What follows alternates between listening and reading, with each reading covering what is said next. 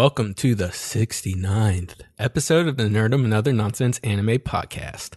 Today we are covering the 7th week of the fall 2018 anime season. As always, we include timestamps in the description of the YouTube video and podcast feed if you only want to hear about one or two specific shows, since we will be spoiling everything.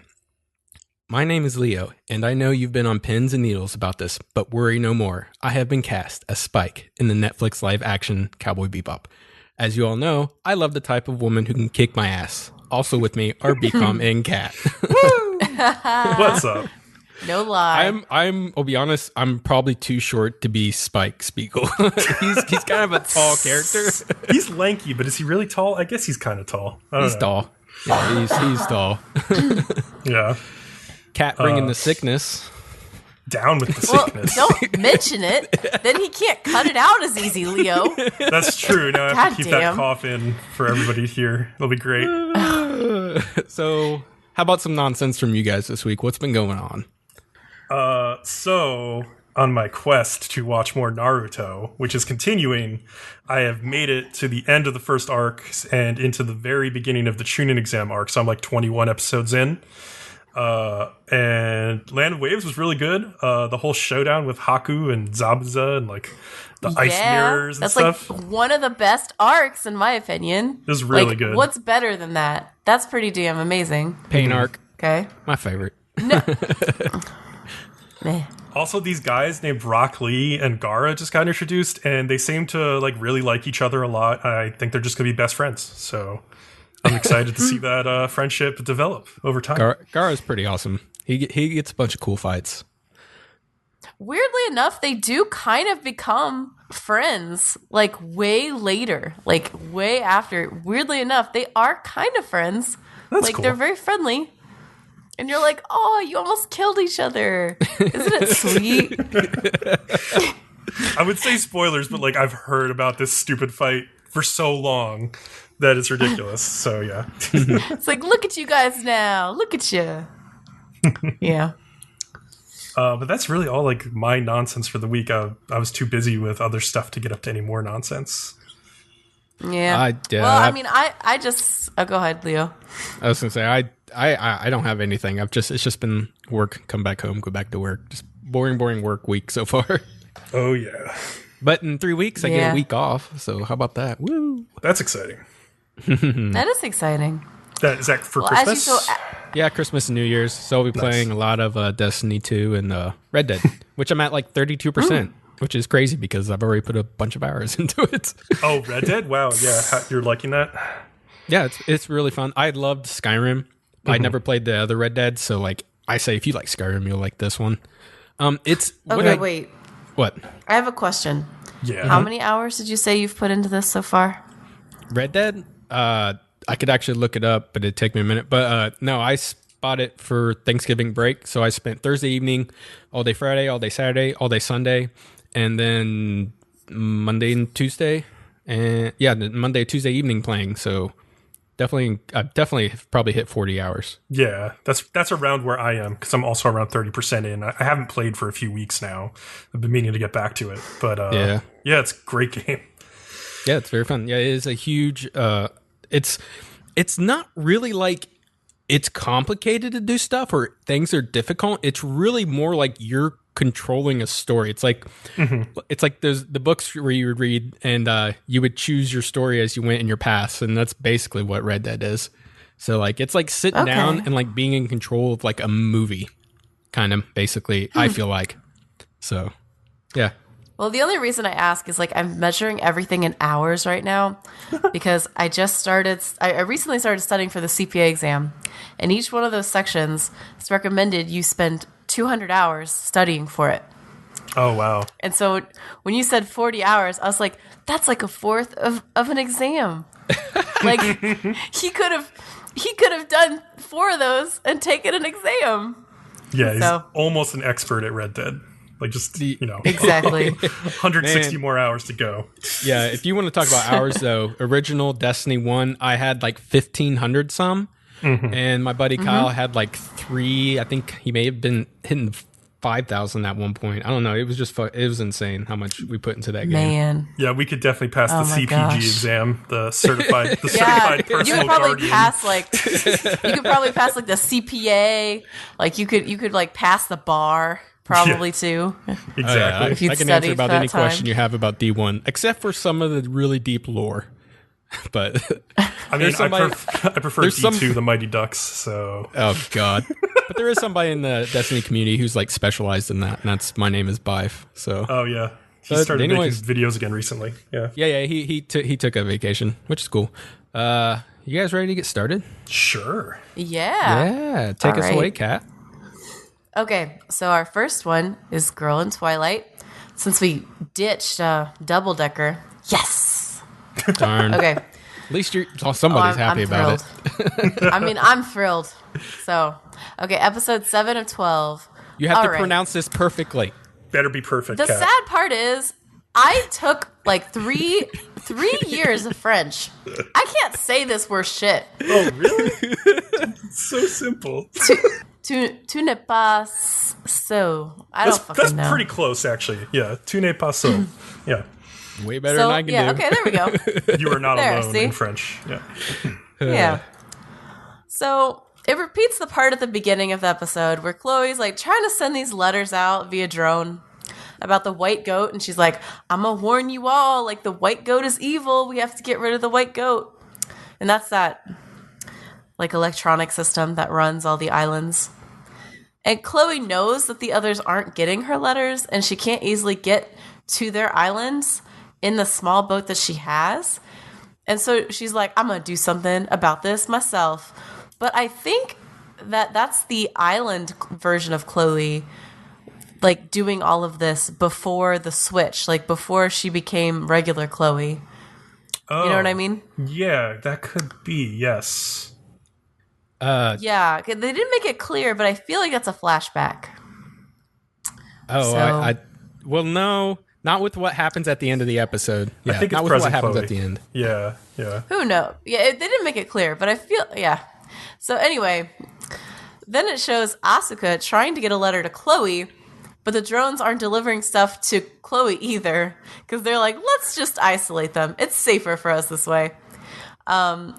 Serious Cat, which is what I call her, you know, the other Asuka, goes to check on Chloe herself in like a bigger boat, while Asuka is told to keep an eye on the rest of them. And they're all, because they've all gotten obsessed with their phones and like they didn't sleep all night. And there's this scene where like they're all just sitting there in the room, like they've got dark circles under their eyes. Mia's like, I couldn't miss the special event in Gotcha. And I just kept thinking like, oh, Bcom, does that sound familiar? It actually is extremely relevant right now. There is Yeah. I wrote "I feel you, girl" in my notes because I was like, Jesus, I've done this.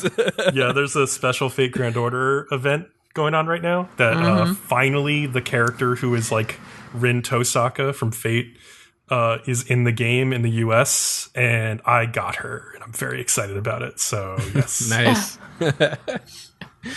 Oh my gosh. But yeah, no. So I was like, oh, Bcom. And then Nana is like, the whole world is waiting to see pictures of me. And I'm like, girl, you look like trash right now. You've got dark circles that a vampire would like laugh at. So no one wants to see your face.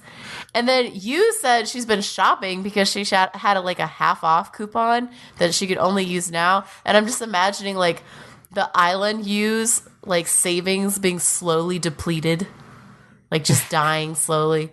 Yep. But yeah, Chloe finds a video of the other her from this world back on her island. And that version of Chloe says that she, along with the Island U and Island Asuka, developed a virus that can shut down White Goat, but it has to be installed directly into the server. Of course. You tried, but like she never came back when she tried. And then Asuka tried, but she was brainwashed apparently. And now she treats all objects like people. And they have this like scene of her on this island. And there's like a wave that comes and she's like, oh no, Tal-san, are you okay? And I'm just like, oh my God. It reminded me of the time I had you do the intro and say that. You remember?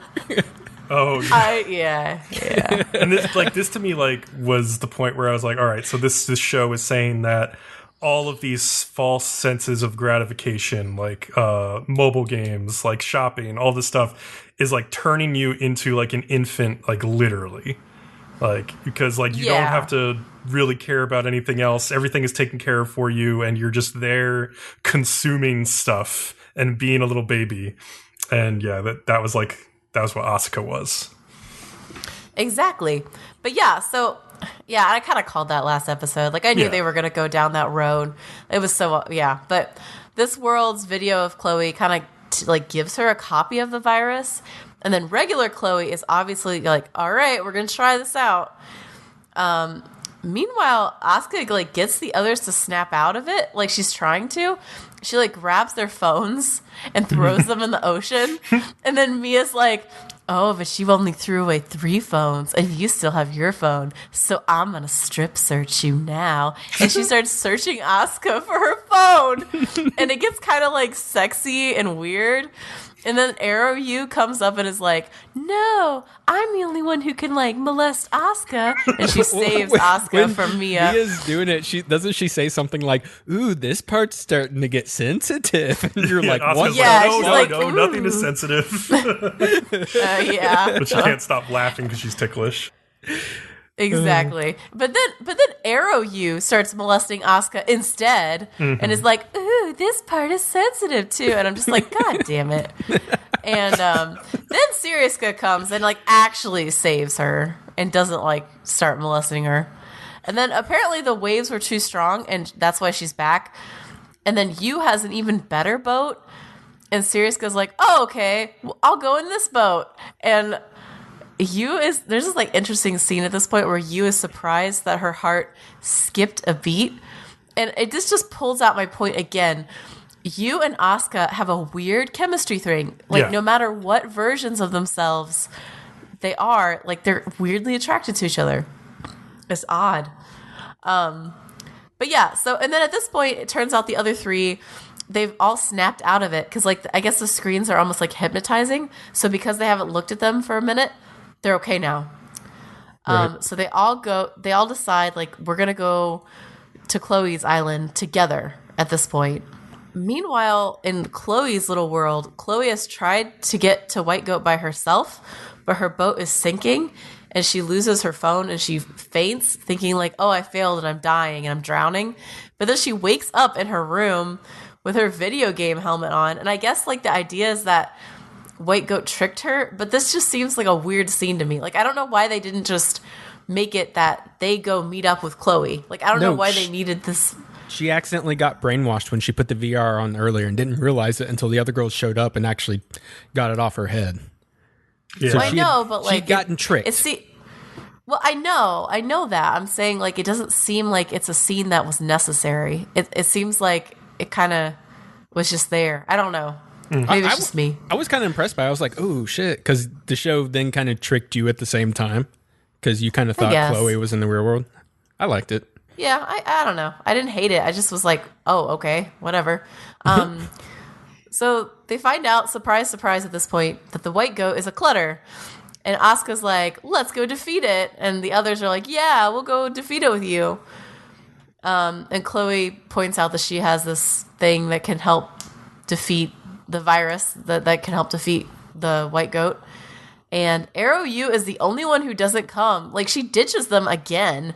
Like, she's always like ditching them. Once like something happens, she's like, oh no, I have no interest anymore. Like, she's a flake. Yeah, well, she's up to something. We just don't know what her motives are yet. I think that's the big thing, is when we eventually find out what her motives are. That's true. But yeah, so they start fighting their way into the compound. Chloe like runs towards the server while the others fight and distract the machine drones that are attacking them.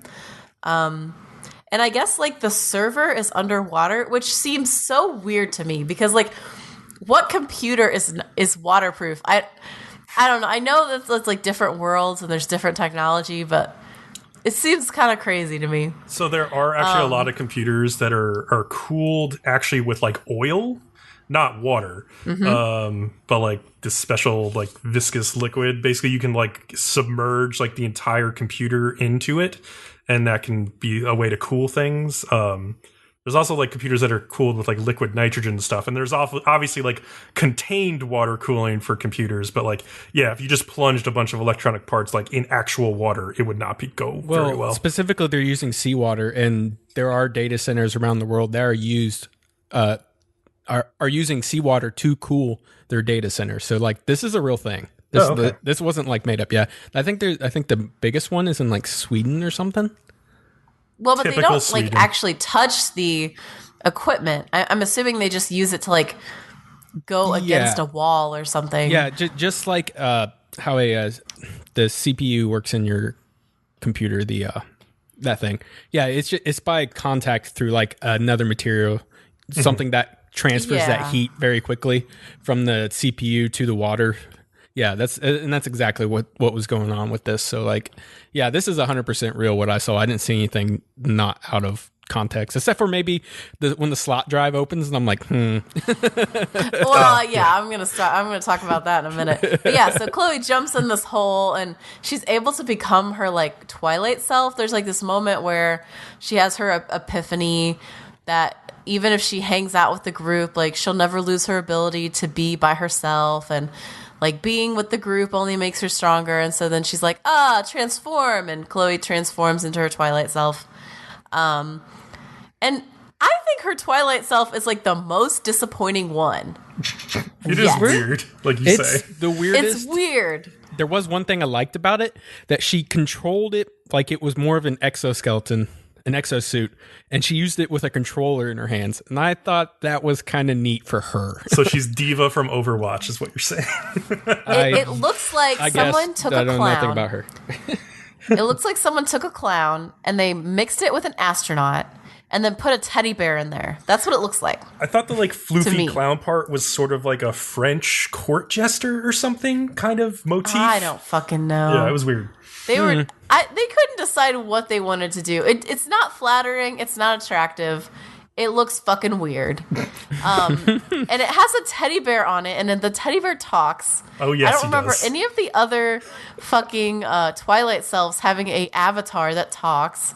And she has to control it with a remote game controller, which is weird also. I liked so that. So she's able to...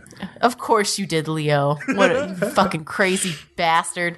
Anyway, she's able to dodge all of the columns in this weird room with her stupid fucking outfit that's stupid. And okay, Kat. I hated this scene. I hated this scene so much. I was just like, this is surreal. I don't know. I kept wanting to make popcorn so I could just throw it at the screen at this point. I don't know. The systems keep saying, like, stop, don't do it, no. But then, like, she goes to put the virus in the CD slot, and while the program is like, don't do it, it, like, easily opens the CD slot. And I'm like, what the fuck, machine? Don't you have control of your own CD slot? Like, you've thrown all this other shit at them, all these columns and things. You can't prevent them from opening your CD slot? Like, they should have had to pull it out. Well, they clearly made a manual override, and yeah, I think the machine had no control over this. That's my theory. What? Oh, I can control a billion things in this building, but I can't control the CD slot. Well, I mean, the whole scene is really an homage to 2001: A Space Odyssey when they shut down the computer HAL 9000, and it's like the same thing where like the computer's voice starts distorting when the virus gets inserted into it, just like with HAL, where he's like, "You can't do that, Dave," and like, "Please don't, Dave," and stuff like that. Like, it just brought me right back to that. So I think they just basically were copying that scene in a lot of ways. Well, I guess I wouldn't know about that now, would I? Well, you should. So. Like my dad always says, he's convinced nobody's actually made it through all of 2001: A Space Odyssey without falling asleep. So it's very possible. Yeah, but yeah, so then, like, okay, so they kind of wrap it up quickly at the end.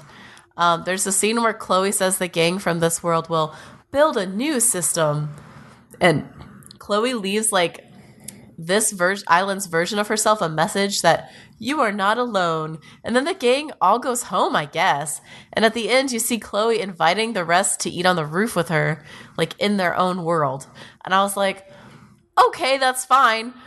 I didn't hate this episode, but like that fucking scene with Chloe's like Twilight self and then the computer, I was so mad. I was like, this is dumb. But the episode as a whole was okay.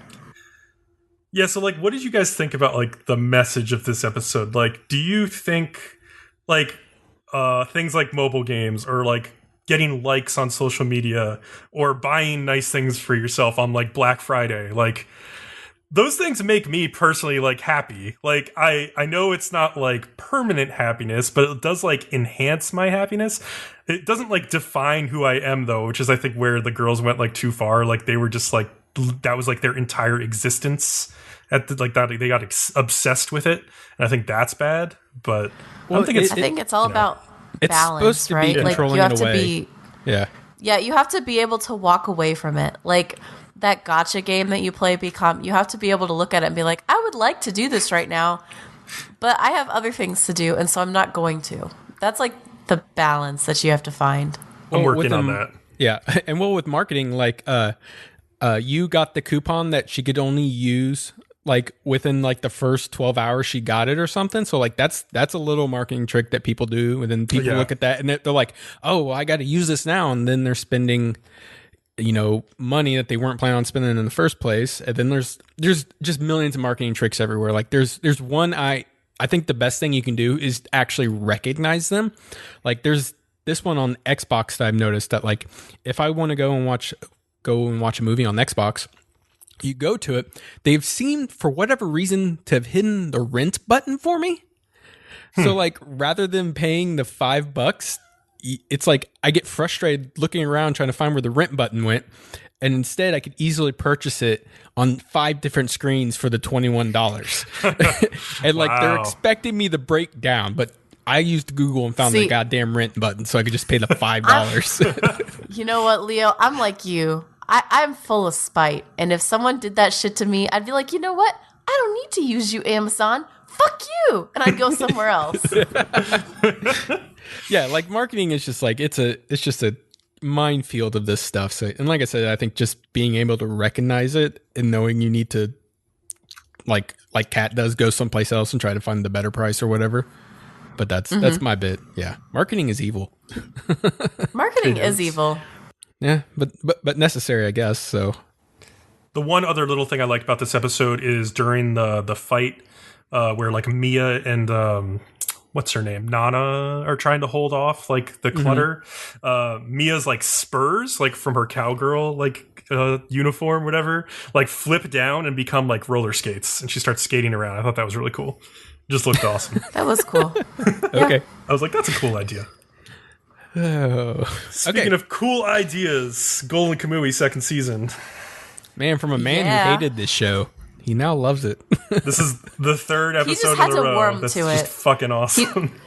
He just needed some time to accept the dick jokes. No, That's there all are no he more needed. dick jokes. They've completely stopped No, the dick there jokes. are. What are you Hence talking me about? liking it. This whole episode is full of dick jokes. Is it? You find out all kinds of things related to dicks in this episode.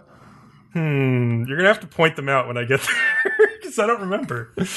Okay. So, episode 19 of 24, Kamui Hopunire. So, turns out that Tanigaki, Inkarma, and Chikapasi, that's a dick joke, were able to find the main group with the help of a pair of Ainu who had hunted down a bear. And so these Ainu invited them back to their village for some bear stew and to attend this ceremony. And that's what the name of the episode is. The Kamui Hopunire means the setting off of gods, which is a ceremony for sending off a hunted bear. And that's distinct from Iomante, which they've discussed earlier in the show, the ceremony for sending off a bear that was raised in captivity, like in the village. So yeah, Asirpa talks about the relationship between Ainu and their various Kamui as being one between equals. Like they think of the arrows that they shoot when they're hunting as running into the animals that they hunt, as the Kamui are guiding their flight into them, rather than like the animals just like running into the path of the arrows they shoot, which is like a distinction. They're being helped by the gods, basically. And they pay tribute to the bear by giving it things that only they can make, like tobacco and sake. And they believe that these gifts, as well as these inao shrines that they construct for the bears, become valuable currency to them in the afterlife, the Kamui. So just as like the Ainu value the bear in real life, like the Kamui would value like these offerings. And Sugimoto is like, oh, so gold is still valuable in the afterlife. He's still thinking about the gold, obviously. It's just crazy how much the Ainu respect nature and what it supplies to them. Like the last time you had a hamburger, you didn't think 2 cents about that cow. Yeah. Yeah, it's true. And in some ways, I think it's like a really burdensome way to live, but it also like keeps you kind of responsible for what you're consuming. And like makes you really think about it. Right. And in that way, it's actually really probably good for you in a lot of ways. So yeah.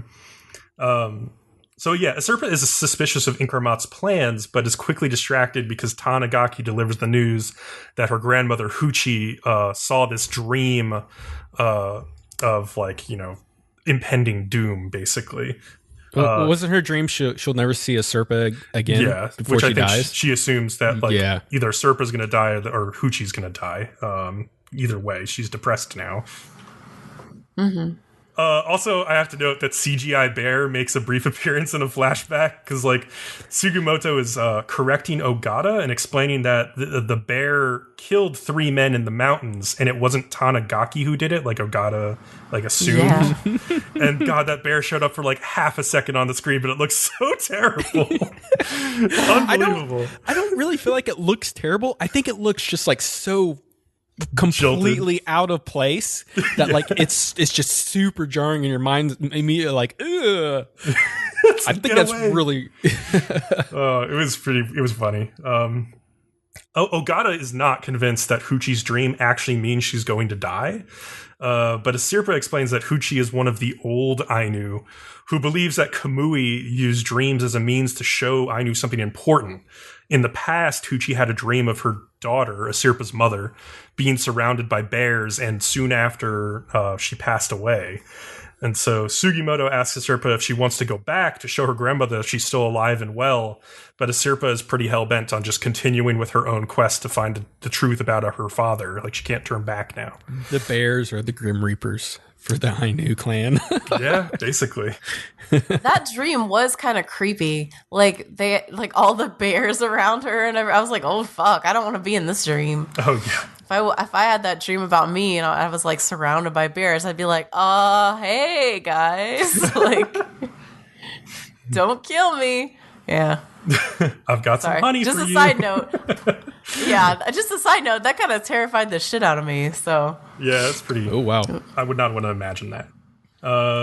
One of the Ainu hunters notices that Tanigaki is carrying around Nihei Tetsuzo's old rifle. You know, the really perverted hunter guy. He explains that there are 7 notches near the end of the rifle. And this guy used to hunt with Nihei. So Nihei told him that these 7 notches were put there by his son, who used the rifle in the first Sino-Japanese War. And the marks represented people he had killed during battle. And he died during that war, and a friend gave the rifle back to his father. And Nihei is like really regretful, saying, you know, if his son had felt guilt about killing, he had no business being a soldier in the first place and should have stayed home and just shot bears with him. But obviously it means a lot to him. And just then, as they're talking about this, Ryu, which is Nihei's dog, appears from some bushes. And this is so funny because Sugimoto gets like really emotional. He's like, Ryu has been following Tanigaki this whole time because he's carrying his old master's rifle. What a loyal dog. And he tries to pet Ryu, and like Ryu just bites the shit out of Sugimoto's hand. And then like Sugimoto gets really pissed. He like slaps the dog on the head. It's like, you stupid animal. Like, you just like complete 180 in 5 seconds. It's really funny. And Shiraishi like reminds him, like Ryu the dog remembers that you were his master's enemy, so he's not going to like you. So, meanwhile, Second Lieutenant Koito is really worried about how Tsurumi is going to react to Shiraishi getting away, and he's so nervous. But he also is kind of excited, right? He's like, "Ooh, he might hurt me, but it might be sexy if he hurts me." Oh gosh, he is very into Tsurumi, it seems. He's so nervous that he keeps talking in high-speed Satsuma dialect that Tsurumi can't understand when he shows up, so he has to like whisper into the other officer's ear and have him translate it instead. And it turns out Koito at least got the tattooed skin of the con artist he shot in that other episode, and he copied the tattoos that Shiraishi had. So Tsurumi's really happy with this, and he tells Koito, all right, you're off the stupid case I had you on. Now you're just going to help me find the rest of these prisoners. And so Koito's very happy with that. And then another reason Koito is around, apparently, and Tsurumi is interested in him, is because his father was friends with Ogata's father, Hanazawa Kojiro, who was the lieutenant colonel during that battle at Hill 203, where he supposedly the one who like who committed suicide supposedly, and then the 7th got blamed for it. That was Ogata's father. Exactly. That was like the big reveal. For sure. But then there's more to that. So he was like, he committed suicide like as an apology for losing all those men in the battle, supposedly. But we find out that's not at all what happened. It turns out Ogata is the son of a geisha mistress of his father's. And his father did not plan on having a baby with this woman and basically ignored her as if she didn't exist when he found out. And the mother went nuts. She just kept making monkfish like stew like every single day because she knew that Ogata's father liked that dish and would hoped that he would come back to her. And so she's raising Ogata, and Ogata sees her like sliding into insanity. And one day he's just like, I got to put an end to this. And he puts rat poison in his mother's food just to put her out of her misery because her whole life was just miserable. Like he even went out and like tried shooting some birds to get her to cook something different, and she just wouldn't. So yeah, I think the real thing is the truth is of it though is that Ogata is almost like a psychopath, and that's what you find out. No, he's textbook psychopath. Definitely, like, he did. Do it to put her out of her misery to some extent, but really he did it to put himself out of her misery. You're right. You know what I mean? That is almost certainly like the more important thing for him. The more pressing reason, it was like he couldn't stand it anymore. Yeah.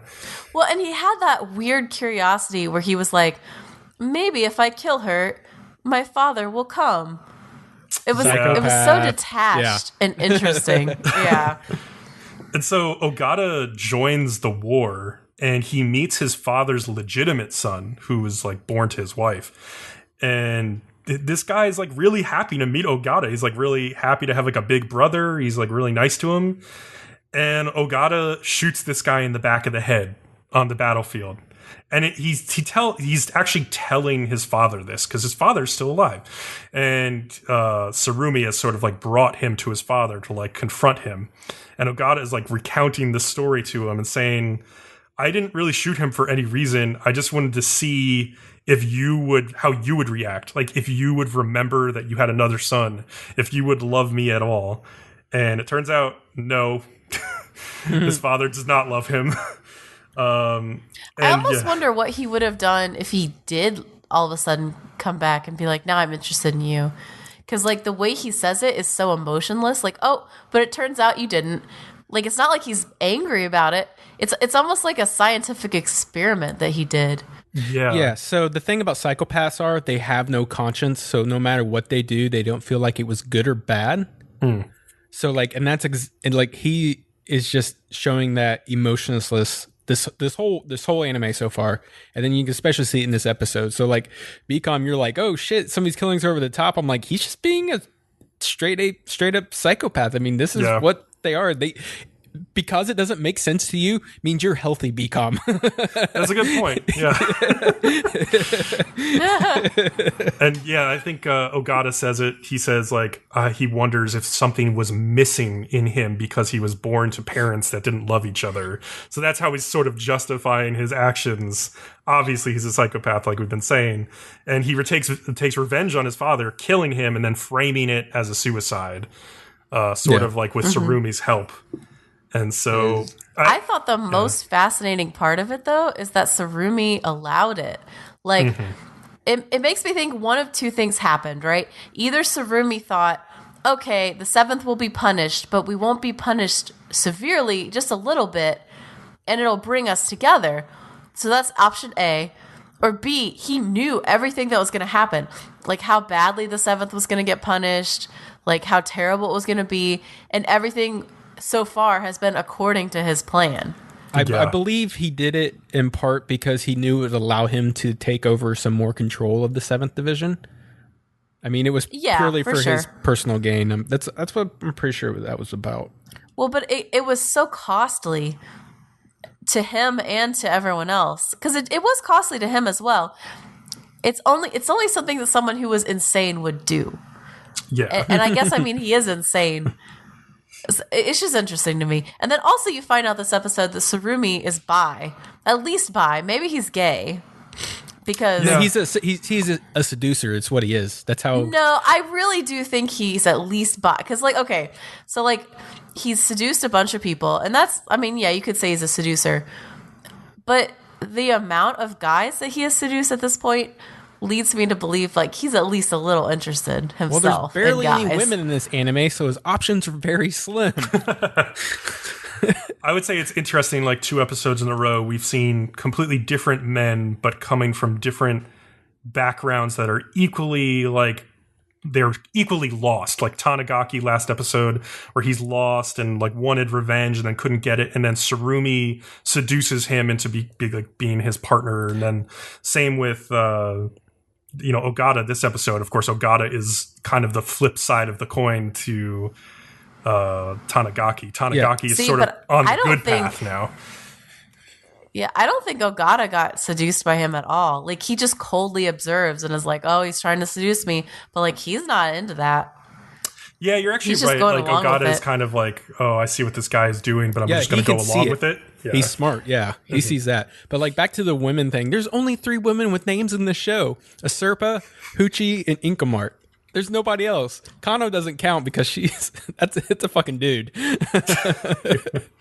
Yeah, I mean, true. all I'm saying is, like, in Japan, you don't act like that unless you're a little bit gay. Because, like, there's a lot of prejudice against, especially in this time.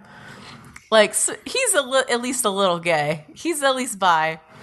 That's all I'm saying. Or maybe he's just that dedicated to being a seducer. He's just doing what he can for his favorite. I don't know. You may be right. I'm just saying, if you're that good at it, you enjoy it a little bit. Let's put it that way. All I'll say is I've heard very interesting things about the next episode.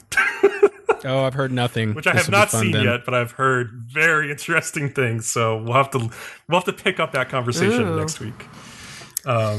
So yeah, let's move on to Run with the Wind. Another show with a huge lack of women. The one girl character, Hanako, has not shown up for a little while either. So, I was gonna say, I know she wasn't even in this episode. Yeah. So episode 7, Bury Your Fangs at the Summit. Finally, it is the track meet we've all been waiting for. So, woo-wee, is that boring? The episode starts out on a really somber scene, though, like before like the OP or anything, where it's just Kakeru like sitting alone in the house in the early morning, clearly dreading this day because he knows what it means for their team. But like the tone quickly changes after the OP because it turns out Haiji is a demon driver from hell, and the entire team is nauseous. Like after they like drive to Tokyo Sport University, Prince is actually puking. Didn't you just buy the Blu-ray or DVD for Azumanga Daioh? Yeah. Where this joke is so much better and actually fucking hilarious. I think the joke is better in Shirobako too, where the main character is constantly driving like a demon to like deliver, tapes on time to like TV stations for their anime. No, Yukari Sensei. Nah, she's got it in my book. She's the best. The girls are like absolutely terrified is by her. amazing. Yeah, I mean, Shirobako is pretty awesome with those driving scenes. Yeah. I will say that's pretty awesome. They're all like initial D. So Yeah, I've never seen it, so. oh, you should watch it sometime. It's great. You really should. You would like it, Leo. I feel like. You would. Kakeru's, I don't trust your two's opinions anymore. Kakeru's old teammate, Kosuke Sakaki, the asshole guy, shows up and acts like a dick again. But they're interrupted by Haiji, who like intervenes between Kakeru and him before like he can like throw a punch. And then Haiji's old teammate by the name of Fujioka shows up. And this guy is with a team from Rikudo University who are clearly like this well-lubricated machine of a team. They all like look like an army basically. And they follow like lockstep. And it's clear that like Haiji and Fujioka are on really good terms with each other. And Fujioka seems very interested in like how well he's recovered from his injury and stuff. And Haiji's like, oh yeah, I'm fine. I'm totally fine. 100%, which is obviously a lie. The guys all get running shorts and tops from Haiji. There's this weird, awkward moment where Musa sees 4 African runners who are participating and feels awkward. Oh, yeah. the interplay between them is hilarious. Like, he's just like, hey, and they're like looking at him like, Yeah. you're not part of the squad, dude. Like, it's amazing. He feels awkward because he's like, oh, they came to Japan to devote their lives to running, and here I am just like an exchange student kind of running as like a hobby or something. How can I possibly beat these guys? Yeah, exactly. It's funny. It's like almost cliquey. Yeah. Like the Mean Girls met like Sports Illustrated. That's what this show is. It's good though. Kakeru asks Prince, like, because he's reading manga, like, how can you read manga at a time like this? And Prince is like, well, it lifts my spirits, and I definitely need that right now. And he's like, the stories I write for myself in my head are perfect. And Kakeru is like, you're a moron. And Kakeru is just like looking around at all the guys, and they're all acting kind of like lackadaisical. And Well, I want to say about that, with any sport, it's as much mental as it is physical. So, like, if that's what he's got to do to get mentally there, then all power to you. So, yeah, like judging him by that, I was like, what the fuck? You should know this. Yeah, pretty much. Kakeru's really judgy, like, and he's judging everybody for being like kind of lazy and about the way they're looking at this race. Yeah, when I ran, like 5 or 10 minutes before the race started, all of us had headphones on listening to something. Was it Evanescence? No, my thing was Rob Zombie. That was my big running. I just remember one of my baseball teammates, every fucking game for one of those years when Evanescence was really big, was just listening to Evanescence the whole bus ride to the other like park or whatever. It was ridiculous. You've mentioned this before as well. Like, you must have wanted to kill that guy because you have mentioned it to us so many times. Like, you will never forget having to listen to the fucking Evanescence on that bus. It was either Evanescence or 50 Cent. That was everything that was going on that year. 50 Cent? It was like 2003, so yeah.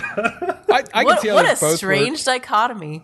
You just need something with a good beat, and like that's like positive, That's Pretty why I listen to Rob Zombie, because but it's okay, like, that's not Evanescence though. If you want something with a good beat that's positive, don't listen to Evanescence. but it's kind of rock. So no, it's depressing. It's like slit your wrists music. It's like, what's similar to Evanescence? Like AFI or like The Used. Like, don't listen to that and then go do sports. Well, it worked for this guguy. I don't know how, but it did.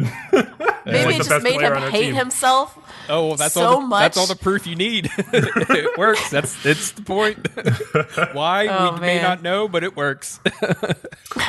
So Haiji tells the guys like, "Hey guys, just enjoy your first race. Like, don't worry about our times, and we just want to get a feel for running." And he starts this chant by himself, like in the circle, and he's like, "The mountains of Hakone are the steepest in the world. Like nobody else knows this chant, so like nobody responds. But you can tell this is the type of thing where like by the end of the show, it's going to be their cheer and they're all going to be like really into it, but not right now. And so Kakeru tells Haiji like, I won't be having any fun today, Haiji. Instead, I'm going to be watching to see how well everybody can run under pressure. It's like, okay, yeah, obviously we all will be, but so the meet begins, and at first some of the new runners are surprised, like at like all of the physicality of the runners, like they're like jostling for position, like elbowing each other and stuff. And Kakeru has his eyes set on going against Fujioka, who is clearly like the favorite. Like they were talking about him earlier as being like a 3-time like champion, and like he's been like he's the captain of this running team that's really good and all this stuff. So. But he's in like second place, and one of the African runners named Manas runs out in front of Fujioka to set the pace.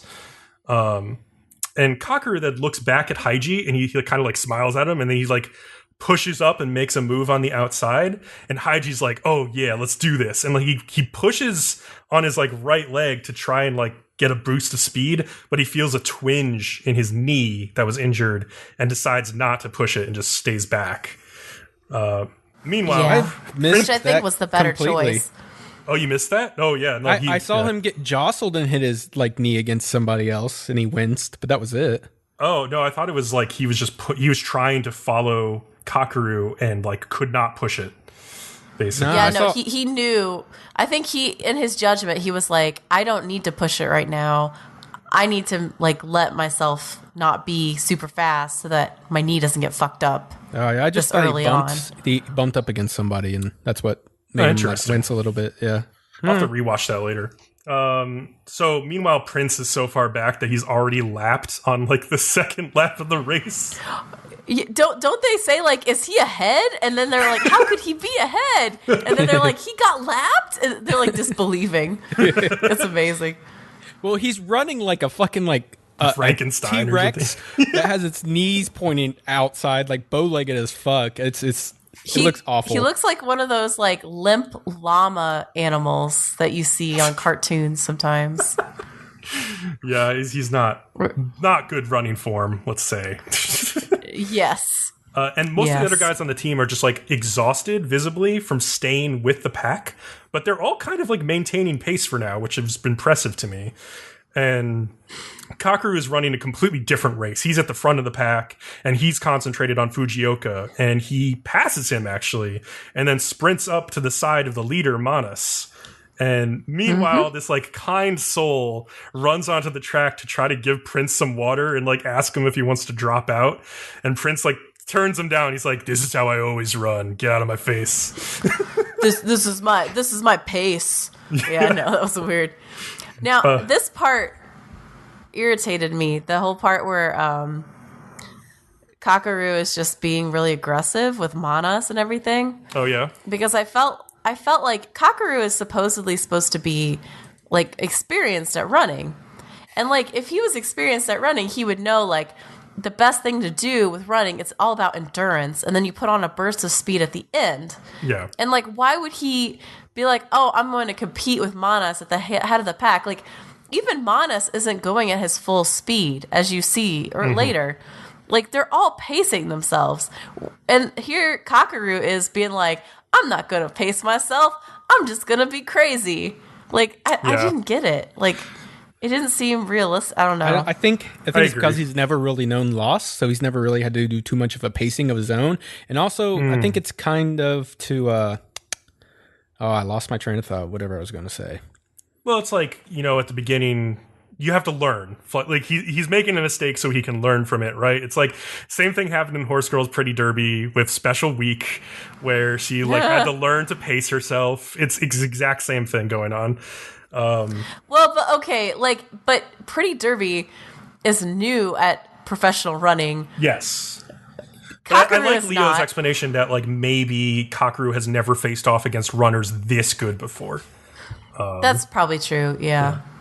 And That's so, probably true. Yeah, as he's pushing Manas, like Kat said, like was not even running at full speed, and like has a burst of speed, and he's like, all right, if I just like quicken my like stride, I'll catch up with him. But just as he tries to do that, Fujioka just flies by him on the outside, making his push. Well, the burst And of speed does he ever? in long races like this isn't unusual. Usually that does happen, especially for the more competitive people. When I ran cross country, one of my big things was I was still always able to sprint at the end. Yeah. And like I could easily like grab like 5 places, which would be pretty decent. Yeah, and that's what you want. You want to be able to pace yourself and have good endurance so that at the end you can push to that sprint. Like that's what you're aiming for as a good runner. Yeah, I will say there was a lot of people that when I did sprint past them, like I was completely uncontested. Not like none of the like 5 or 2 people that I would pass even tried speeding up. So, Interesting. Yeah. yeah. There were times when people did try to sprint, but I don't remember ever getting beaten. I was more of a sprinter anyways than a distance runner. So Very good. But yeah, when Fujioka passes Kakeru, like they have this up close shot of like the best drawn butt on him that has ever been drawn. Did you not notice that? I didn't, because I was actually looking at like the back of his head and his shoulders. That's really funny that I didn't notice that at all. I was staring at his ass. He had a great ass. They drew his ass amazingly. Everyone should go back and just like slow motion through those like 10 seconds. the glutes are pretty important to running, so any good runner will probably have a nice set of butt. So yeah.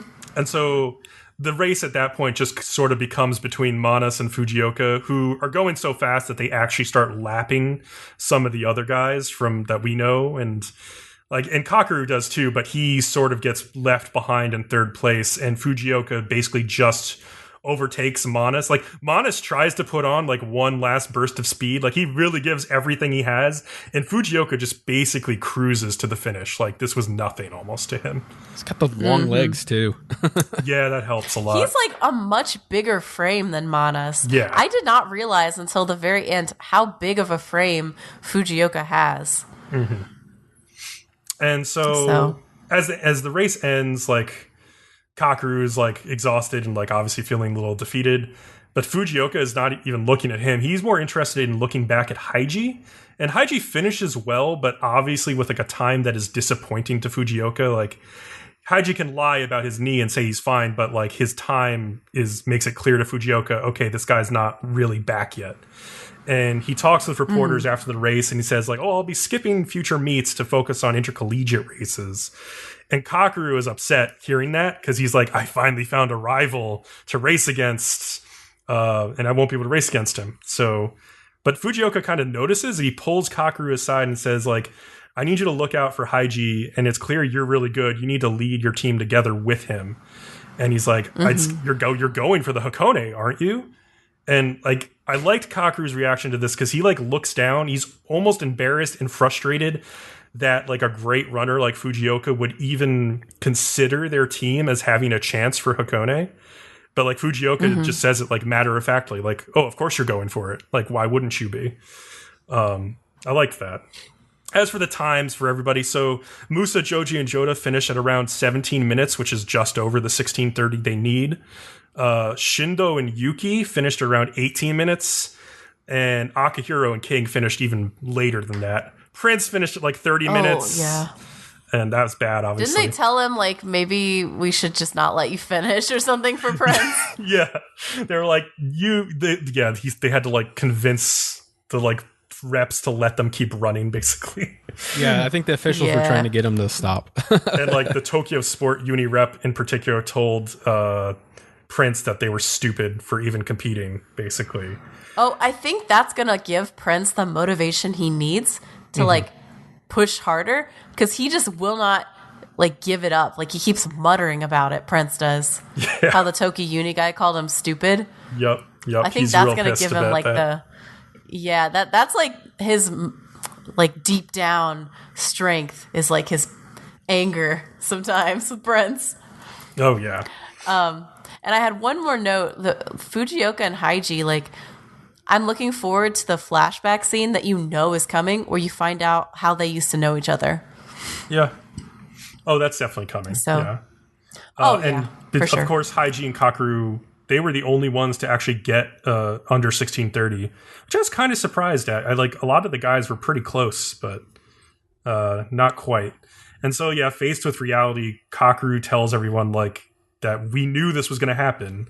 I've been telling you this was going to happen for weeks, basically, is what he's saying. And he runs off by himself, and he's all panicked and like hyperventilating and just like can't express his feelings and being a little Kakeru, you know. So yeah, being a little Kakeru. Is that our new expression for assholes? And- yeah, basically. Yeah. So I was interested with this episode. Like, I thought like more anime type stuff was going to happen. Like, I thought Prince was going to like become like way better immediately. But now that I've seen the episode, I'm kind of glad that did not happen, because that would have been sort of ridiculous. I agree. Yeah. I like that they're going to have to fight for it. Yeah, it's interesting. I guess this was not their last chance. There's other chances. So we'll see what the plan is. 23 freaking episodes. True. Yeah. You know, Leo, you'll live. You'll be okay. And that's the bad part. I'm going to live and suffer through this.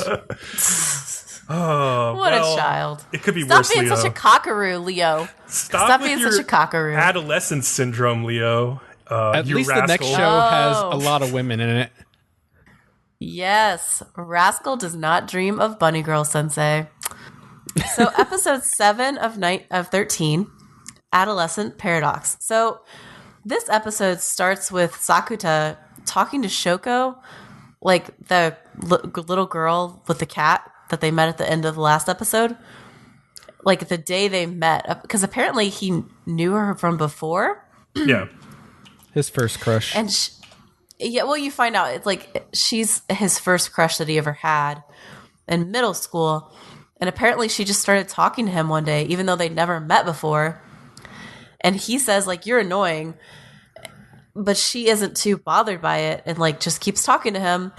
And he wakes up because he basically dreamed about the past with her.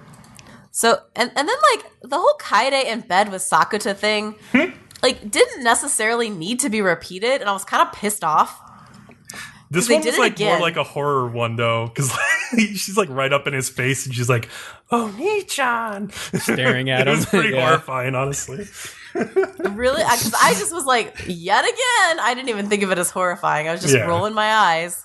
Start locking the door because she's going to get jealous of mine. She's going to like stab you in your fucking sleep. Yeah. No, I'm with Bcom on this one. I saw that shit, and it's like, if I was Sakuta, I'd be like, all right, we're getting you some fucking serious help now. Yeah, it's a little concerning. But yeah, so Shoko comes in the morning. Apparently she's been coming over to visit the cat. Mm-hmm. And then, of course, Kaede is jealous of Shoko and is like, I guess you like younger girls, huh, Oni-chan? I'm just like, you're a dumb idiot.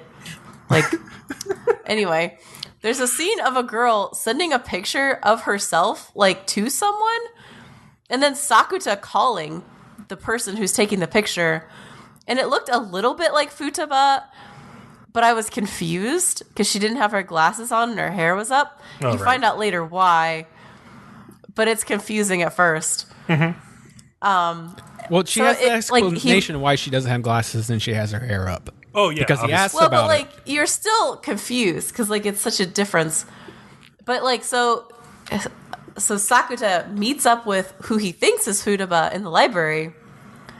And, like, he basically tells her about Shoko and how he's confused because he's like, why does she look just like this girl I used to know, but she's so much younger and all this, and she has no memory of the time that we had together. And she kind of she's like awkward about it and laughs. And then she comments on the urban legend that there are always 3 people with the same face in the world. But like nervously, and you're like, what's going on? Mm-hmm. And then Sakuta says like Futaba should have worn a yukatara when they went to like a summer festival or something. Oh, you mean like a yukata? Yeah, yukata to get Kumini's attention, and Futaba's like no, because she never wants to impress him, which I kind of respect her for. I'm like, go girl, you don't need to impress anyone, even if you do like them. Then later, Sakuta goes to work, and Kumini comments that he hasn't seen Mai with Sakuta in like a week.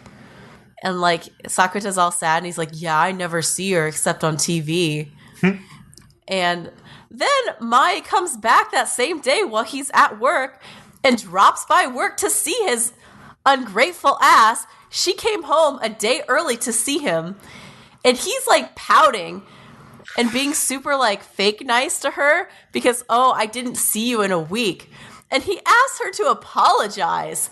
I was so angry at this. That was sarcastic, though. That was sarcastic. No, he was a little mad. Like, and I was like, no, she's fucking working. It's work. She's not ignoring you by going to a film shoot for her career. No, she's being an independent person. I was so mad. But, like, she plays it so well, though, because she's like, will you do lewd things for me? And she's like, within reason, I will. And then she like, when he goes too far, she steps on his foot. And then he finally says like what he should have said in the first place, just like, I'm so happy you came back early, which is like, you know, what he really should say. But yeah. Okay, literally an hour and a half ago, I watched this episode and we watched completely different things. I'm sitting here going, what the fuck are you guys talking about? Then you really misremembered, I guess. So what did you think happened, the way Leo? they were both reacting, I read this scene completely different. Weird. What how? Like back in the locker room, like he was like, oh no, I haven't seen my girlfriend for a week. And then his friend's like, oh, well, I saw her on TV every day. He's like, well, yeah, I get to see her on the TV every day too. And then like when he meets her, like I don't remember him being an ass. He has too high expectations of her. I remember think because she teasing her coddles him about coming back a day early in kind of like a sarcastic way. But that's what I was just saying to Kat. Like I thought it was more sarcastic and not like malicious. Yeah, right. Like I didn't think it was malicious. I just think he's been spoiled by Mai because she keeps doing all this shit for him and putting in all this effort, and he doesn't have to put a lot of effort into her. And like. He's been a little bit selfish. She's teasing the shit out of him, to be fair, constantly teasing him. Like I think there's a lot of back and forth going on here. Yeah, a huge amount of back and forth. Yeah. I don't know. I just didn't like it. I was pissed off. Yeah. I would have given him a piece of my mind, shoot up his ear. But yeah, so he demands a favor in return. I know you guys are going to be like, oh, but it was cute. But, like, you know he really did think he deserved one. Come on. And he didn't. The two of them see Futaba go into a net cafe while they're walking at night. And they wonder why she's in a place like this. So they follow her into the cafe while Sakuta calls her. And Futaba answers. But while they're on the phone, he sees the Futaba in the cafe walking down the hall, and she's not on the phone. So it's another double. So there are three of them. No, there are two of them. No, it's two. No, there's three, because there's the one at the net cafe, and then there's the one with the glasses. And then isn't there a third one? The one at the net cafe has glasses. That's the glasses one. That's the regular one. If there's a third, I think there's going to be a third one. But yeah. That's just my suspicion. No, there's bookstore one and there's net cafe one. I don't know where you got the third one. Right now from. there's two, but I think there's going to be a third one because she made that like comment. Three faces. I think there's going to be a third one. Yeah, it could be. There was that comment. That is right, but yeah. So when they catch Futaba in the net cafe, she realizes like, oh, the jig is up. And so she tells them, like, yeah, since 3 days ago, there's been two Futabas in the world. The one without the glasses that has the ponytail has taken over Futaba's phone and her house. So, like, the OG Futaba has been at the net cafe. And I'm like, first of all, how does she take your phone and get into your house? Like, I'm imagining, like, I don't know how the fuck she would get her phone. Like, what ninja assassin shit did she do? Because, like, they can't meet in real life. Like, they can't see each other. Right. Like, where does any modern person go in their life without their phone? I don't know about y'all. My phone is with me at all times. I go to the bathroom with my phone. I sleep with my phone next to me. I think maybe she went, let's say she went to like the public baths and she left her phone at home and she was thinking about Kunimi, and then like this other version of her popped up in her bedroom. Let's make up this whole scenario. Well, I mean, I think that because like we find out later in this episode, like I think it's pretty clear the reason there's two versions of her is because of her like mental struggle over like how to like get Kunimi's attention. Yep. Yeah, so yeah. Yeah, but still, I'm just saying, it's kind of crazy. Anyway. Yeah. No matter how the fuck she did it, she has her phone and is in her house.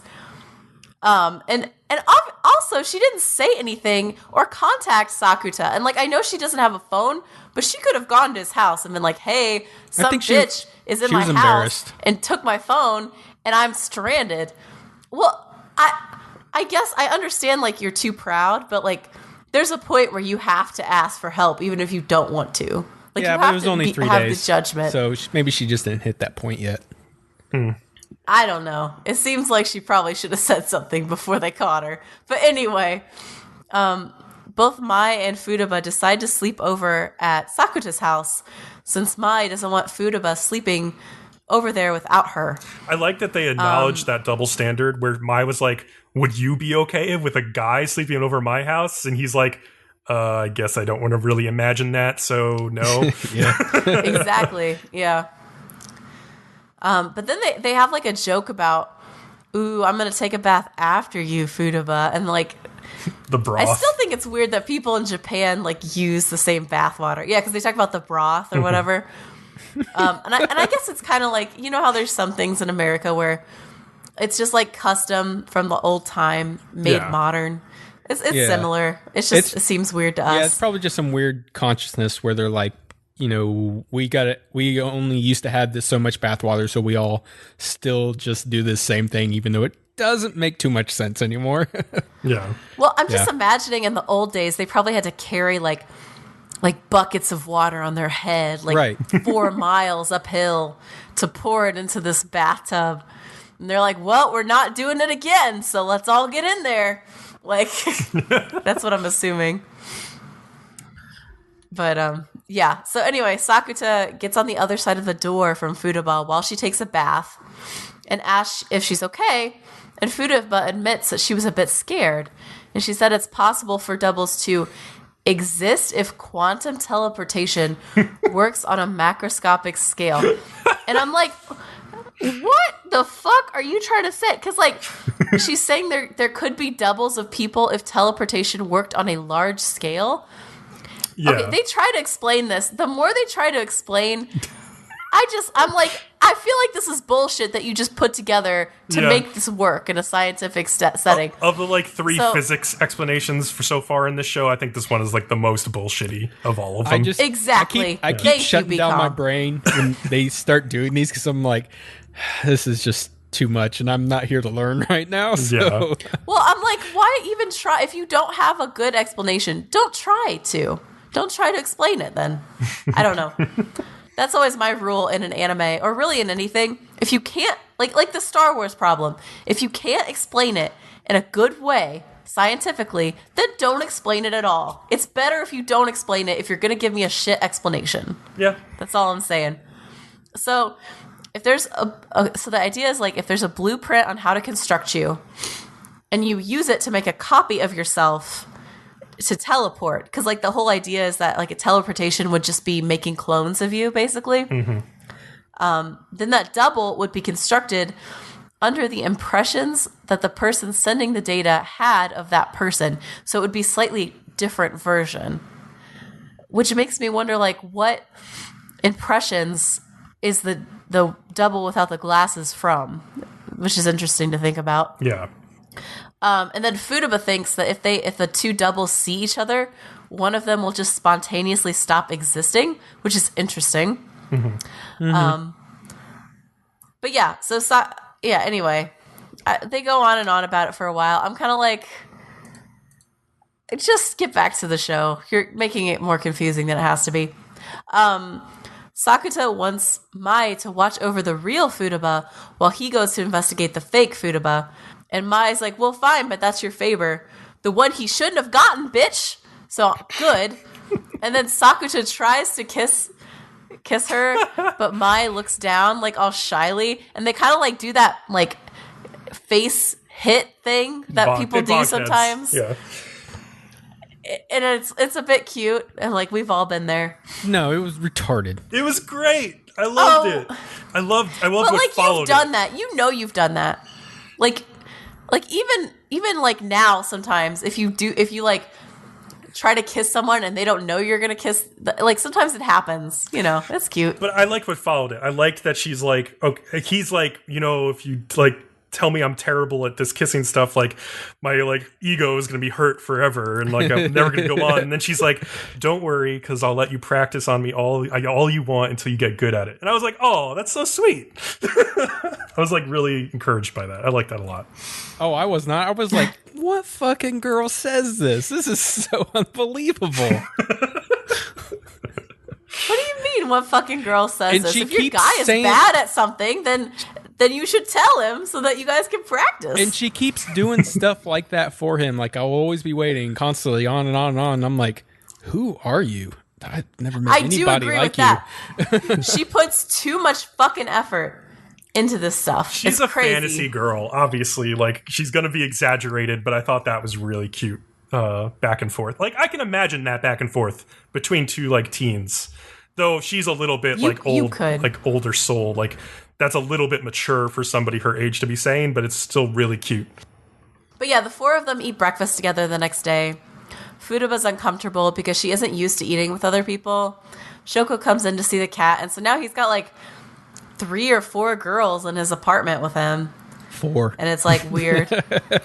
Well, if you count the sister, you know. Oh, I count the sister twice, okay? Of course you do. Of course you do, Bcom. Fucking perv. Anyway, the fake Furuba is watching Kunimi play basketball at school the next day. Dude has just abs. Like the OG.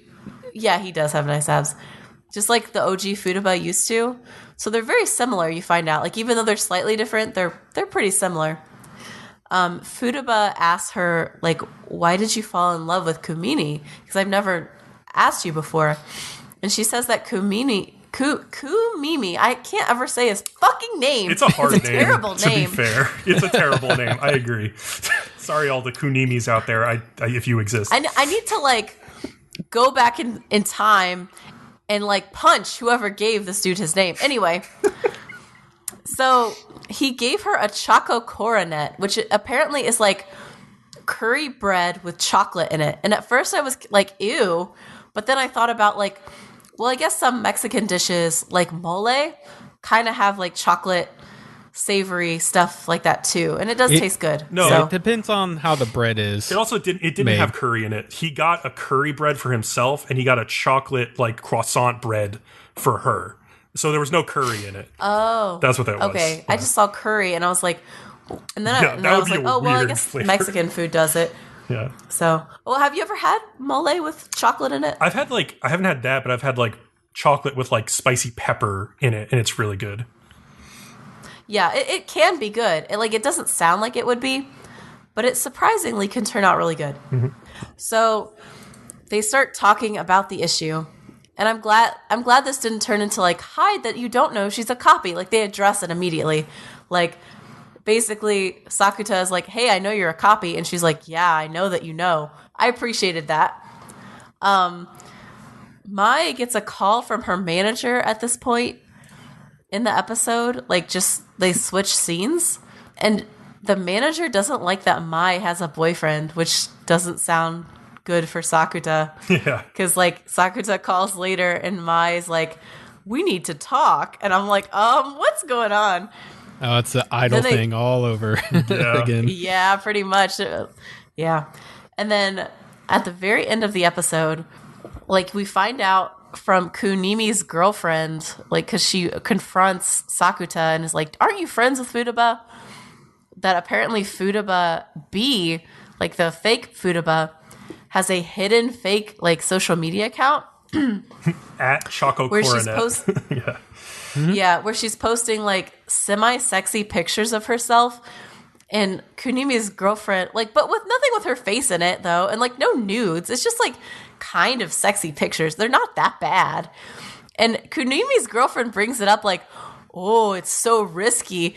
And I don't know if it's just because we live in the US, but I was looking at it and I was like, so? There's nothing like bad in there. It's not like you even see like her tits or anything. Well, also, why did she bring it to his attention? I don't understand her reasoning. Because she hates that.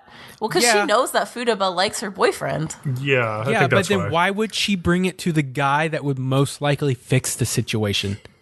That doesn't make sense to me. Maybe she wants to handle right it without it becoming public. Maybe she's worried that if Kunimi sees the pictures, like he'll fall in love with her or something.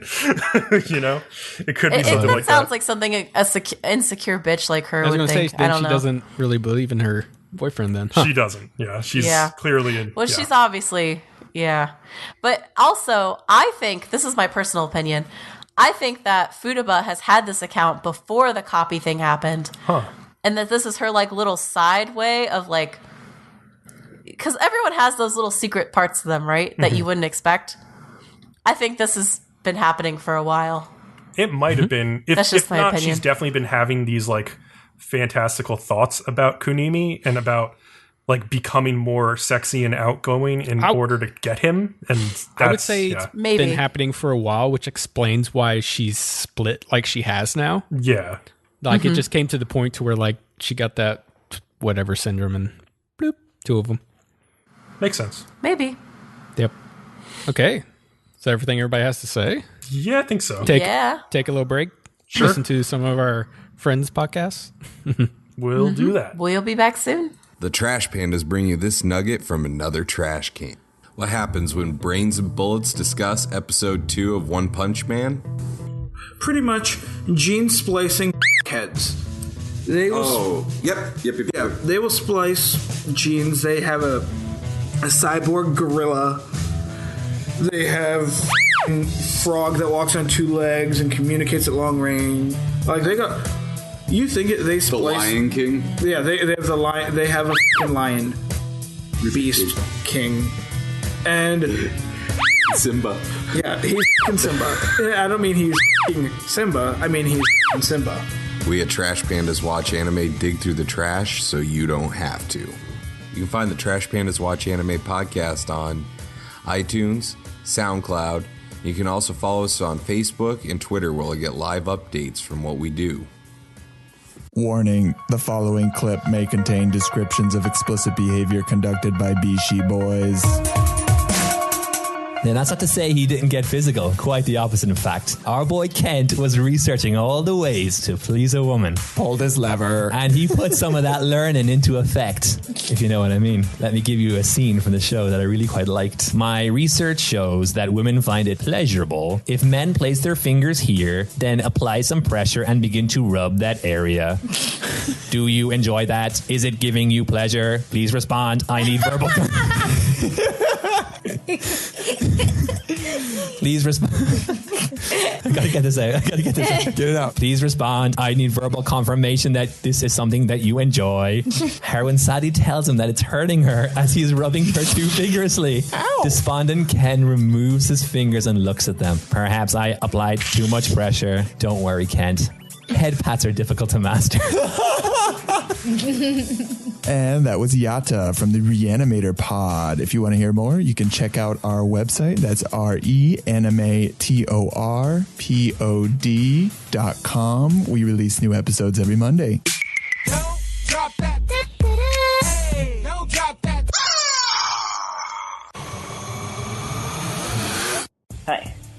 Hey. Do you like wrestling? Whether it be in a bar, an arena, some weird place in Asia, or in a stadium? Or the occasional penis plex? Well, if any of these things might tickle your fancy, anywhere in between, from penises to wrestling, you can come and check out our podcast. Our podcast name is Smack It Down. We talk all things WWE, New Japan, anything else in between. I am Jay Silver. I'm Corey Gold. And we look forward to you joining us. Happy Rusev Day. Happy Rusev Day indeed. And we are back, guys. Everybody have a good little break? You want to talk about banana fish? Yeah, let's talk about toilets. Disturbing episode. Let's talk about human cum dumpsters. Oh, Jesus. Episode 19. I need a drink. Ice Palace.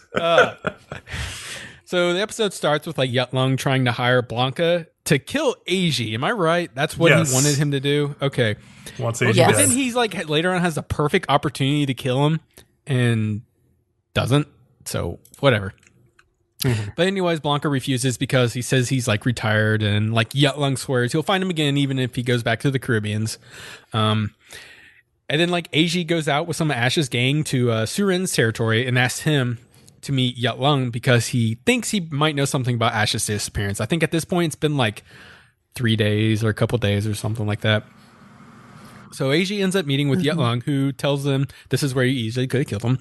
Who tells them Ash gave up everything for Eiji and it's his fault. Like he really enforces it. It's pretty much how that goes. Jesus. That's a pretty accurate explanation of Yeah. that scene. And then when Yutlung doesn't get the reaction he's expecting from Eiji, basically throws a tantrum shortly after he leaves. And and like Eiji even proclaims like he will save Ash even if he has to kill somebody. We're like, okay, Eiji's got a pair of balls now. And then I'm like, Eiji, you know that's bullshit. You know he won't kill anyone. We'll see. Okay. But then I fucking lost it because Eiji goes, Baka! And then runs out of the room. I fucking lost my mind, dude. I was like, what anime am I watching? This does not belong here. Eiji, you sweet little cupcake. Like, stop pretending. Oh, and then this is where like Yutlung throws his little temper tantrum, and Surin's like, hey man, if you keep siding with Dino and being shady like this, I might side with Eiji myself, which he fucking totally does anyways later on. So Dino and Ash are like meeting with some military people to discuss overthrowing the Kafkan-style government. And Bcom, tell us about this scene. You take it. So, first of all, I'm laughing at my ass off in the scene because they keep referring to the U.S. general as Shogun.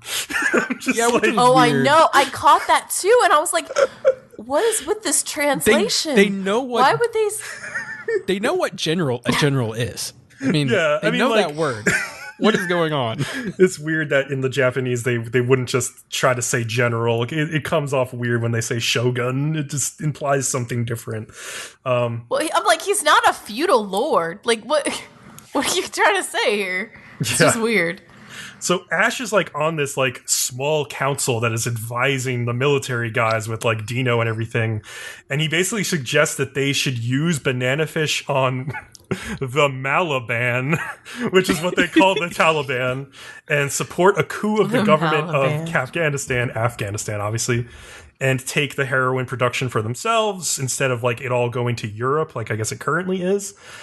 And my whole problem with this scene is that this doesn't really fit with the time period that they've modernized the show to.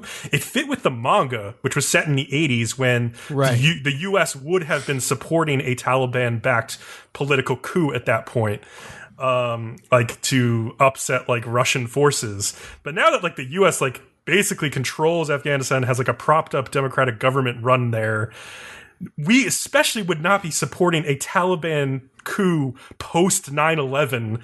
That makes no sense in the current political climate. Well, they even said something about 9/11 again in there. Yeah. And it was like, this makes no sense whatsoever. Yeah. So that was really weird. I think that's just like a casualty of them modernizing the show, but not quite thinking through the political implications of some of the stuff. I'm not sure why they felt like they needed to do this. I felt like this would have been totally fine if it was an 80s period piece. Yeah, I don't see what modernizing it really did to improve anything. Maybe there's certain things they dropped from the manga. I don't know, but yeah. Anyway. So after the meeting, Ash is like kind of distraught at what he suggested, which was like getting like it was like some 10,000 troops involved with this and probably lots of deaths.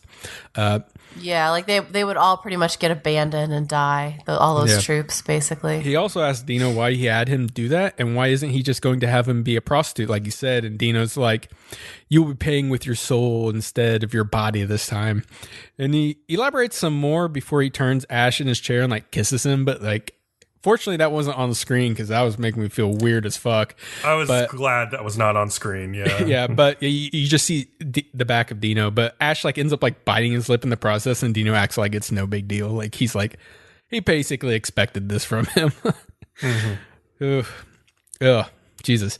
So Max and eBay are now sharing a drink when they see on TV the news reporting that Dino has been cleared of his extensive tax evasions, and they show footage of him attending the opera with Ash. And they're like, oh shit, there's Ash. And then like it cuts to after the opera with Dino and Ash. And apparently he gave Ash a drug that just like fucked up his vision for a while. And they suggest he did it so that he wouldn't try to escape or anything like that, you know? Yeah. Well, and then I was like, why would you take him to the opera if he can't see anything? Like, what was the point? You can still hear it. I mean, that's mainly, there is visuals to it, but like I think the bigger part of it is probably the audio portion. So I mean, I would rather just not get drugged and not go to the opera. Yeah, well, Ash didn't have a choice, and Dino likes to flaunt, so he's out in public flaunting him. So yeah, that's the real purpose of it, I'm sure. Yeah.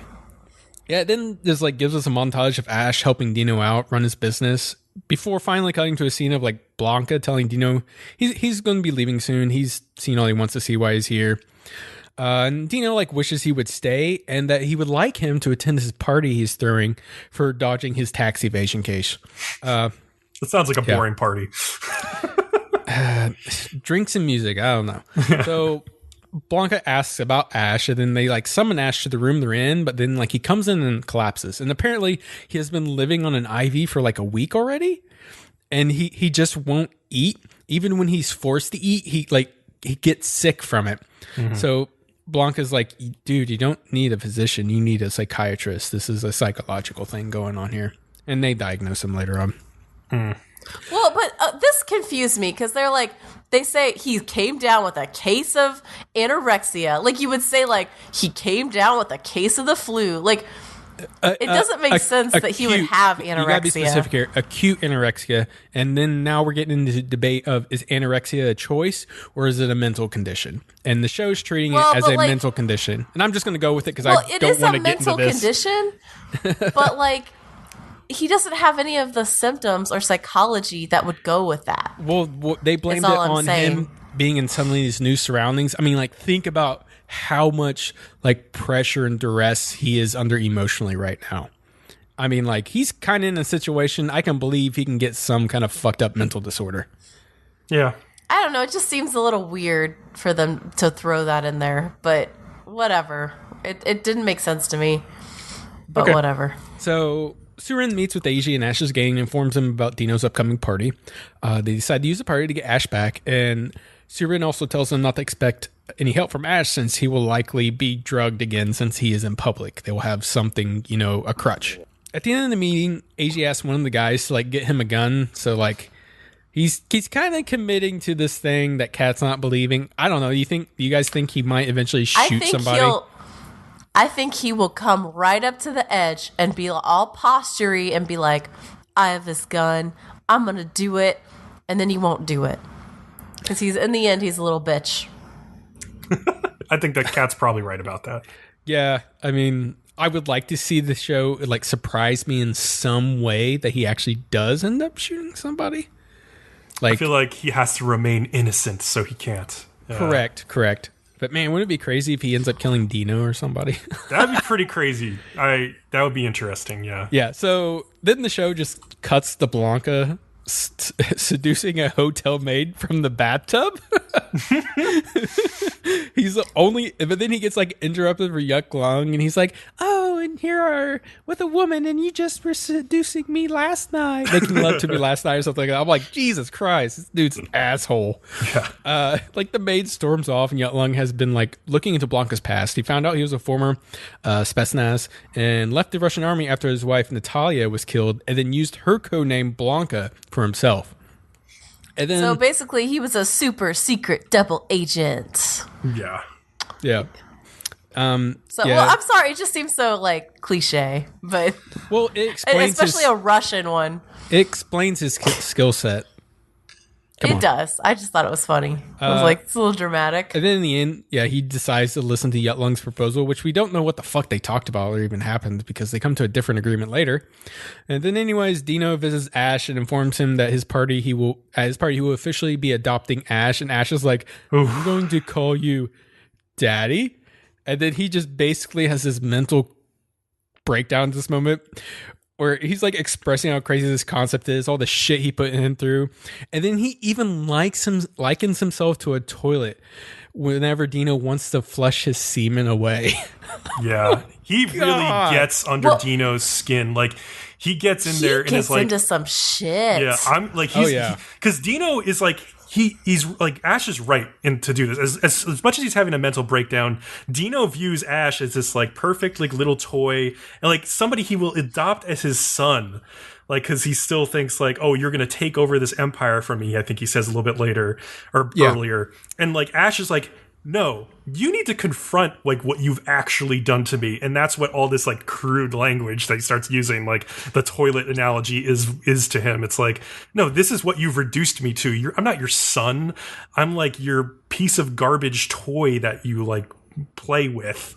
And like to think anything more than that is ridiculous. So yeah. Right. And he's because he goes even on this monologue about how like Dino used to let this guy who would acquire young boys for Dino's like sex club, like rape Ash continuous. Like he goes in some deep shit. And then he goes in at the end, ask me if it hurt. He's like, fucking ask me if it hurt. Yeah. Ridiculous. Yeah. It like he gets deep.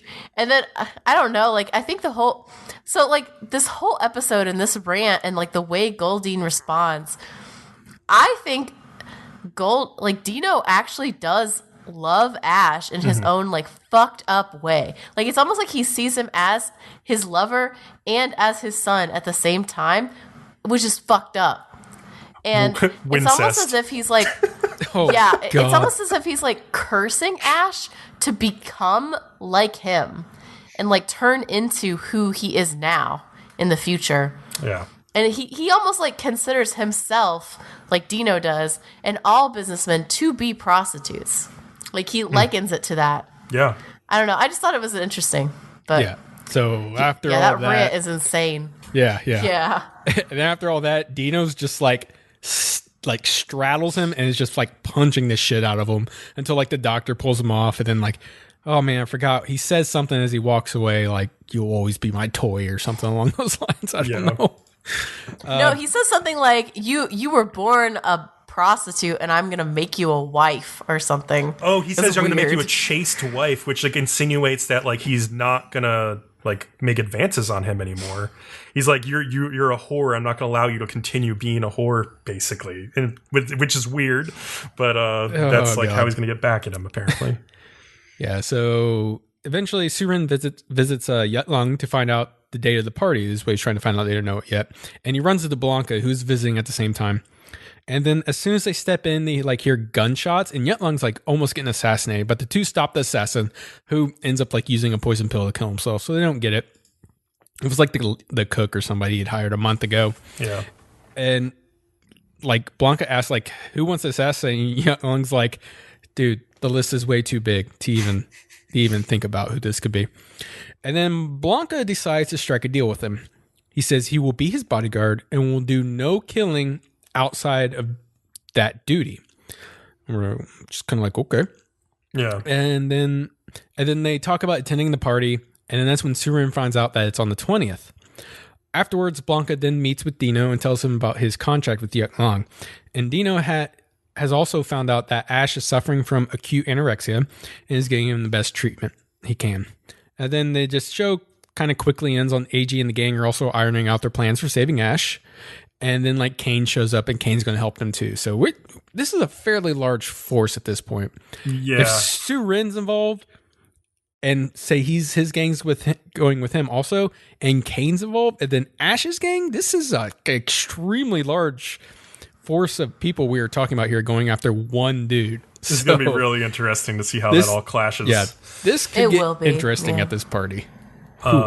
So I'll note this episode, The Ice Palace, was named after another F. Scott Fitzgerald short story from 1920. It's about this southern woman from Tarleton, Georgia, which may be why they chose to call like that fake Middle Eastern country Talia at one point in the episode. It's kind of like Tarleton. But in courting this like northern beau of hers in the story, she goes to an ice palace with him and just sort of becomes terrified by how cold and unfeeling it is compared to her like sun-drenched southern hometown. And I believe the insinuation is that Ash is kind of trapped in an ice palace and leading him to despair and like withering away. And he's longing for that warm embrace of Eiji. God damn it. Oh, man. There's your literary breakdown. Why thank you, Bcom. Kat, is there anything else you want to say? No, I think I said everything. Okay. Yeah. Cool. I had all my notes. Okay, we can move on to Land Saga, episode 7, but it's Zombie Mental Saga. So excited for this. This episode, I think it started kind of slow, but man, it really went into this one full throttle. Mm-hmm. Yeah, it got better.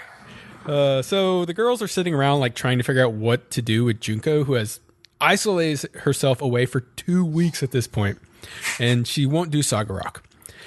They really don't come to any conclusions or anything, and Sakura's like, well, I'll go to Kotaro to ask for advice, and like the other girls are like, yeah, that's a dumb idea, don't waste your time. And then, of course, he goes to her and he yells at her and he's like, you figured out how to do it yourself, zombie girl. And then like that's just the end of it. That's it. I love it. Yeah, so yeah, every time he's on screen, I'm fucking cracking up. He gets an especially funny scene this episode. Yes.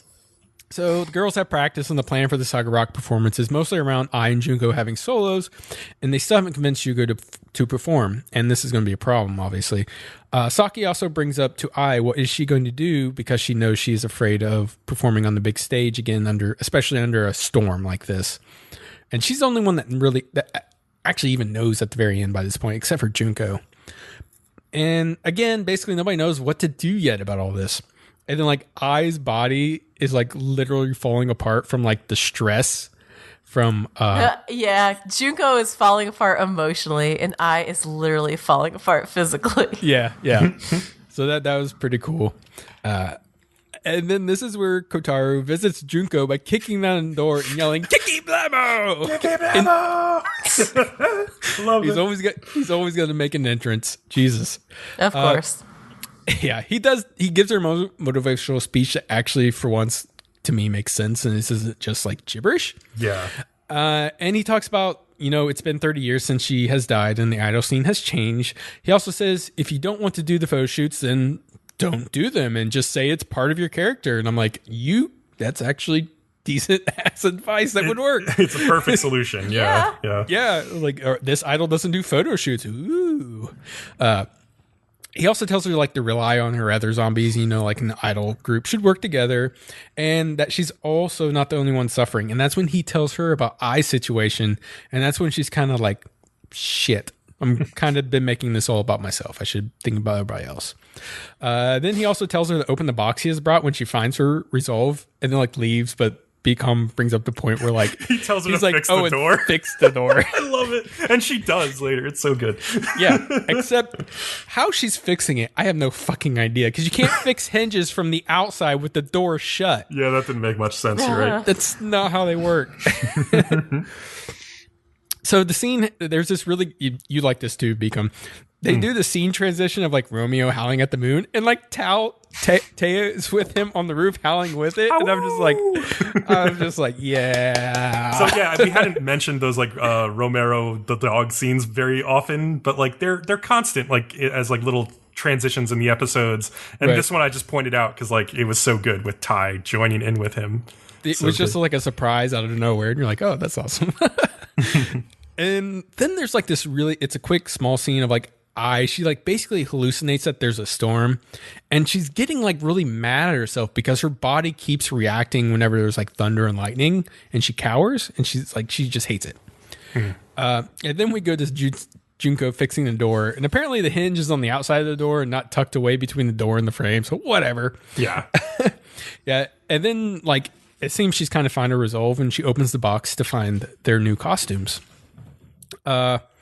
And then the day of Saga Rock arrives, and as they leave, Junko comes like rushing out of the building and jumps in front of the van, yelling, "I want to perform too!" I knew exactly what was coming as soon as like she jumped out. Yeah, you knew. Kotaro hits her, and like even in the van, you see his face, and he's like, "Oh no!" And then Sakura's like, "Why do I have deja vu?" Because they completely animated the exact same way her scene went with her flying through the air in the truck and everything. Yeah. It was, oh god, it was so funny.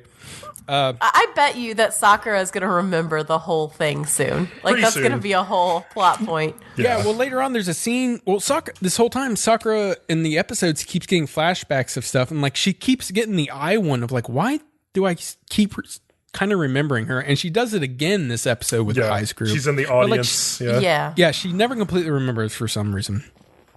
So just before they go on stage, Kotaro like wants to get a good look at. He's like, when you're up there, I won't be able to help you anymore. So I just want to get a good look at all of you before you go on. And Sakura's like, "Oh, he's giving us attention. Actually cares for us." And he's just like spraying them with like water repellent, and they're all like choking and coughing and hacking. He's like, "Haha, this will keep the makeup from coming off." And then like Sagi picks up a can, and she goes, "Hey, this is for shoes." Like leather shoes, yeah. So like, God. so like, it's like, My question was like, why is he just now bringing out this shit? Why didn't he bring out this waterproof spray before with all the mud and shit that they went through? he just didn't have the thought until now. I don't know, but it's funny because Okay, but like, okay, go ahead first, and then I'll say what Saki's like, he's like, Sakura was like, "Oh, he's actually treating us like human beings rather than fucking shit," and then Saki's like, "Oh no, he's just treating us like shoes." Well, but okay, that's first grade shit with makeup. All girls know if you want your makeup to stick, you got to put the spray on after you put all your makeup on. It's like hairspray for your face. Like, that's what you put on. If you're going to the club, you put the spray on. So like, I don't know how he's supposed to be like a grade A makeup artist and he doesn't use the spray until now. To me, it was just like the show needed a way to have it not be a plot point or a plot hole that it's going to rain, obviously, at the concert, and they don't want their makeup to come off, so they introduced this spray. I know. Yeah. It's all just for the anime. It's all just so it could be convenient, and they could have a plot point early. I know. I'm just saying it doesn't make sense. Yeah. Okay.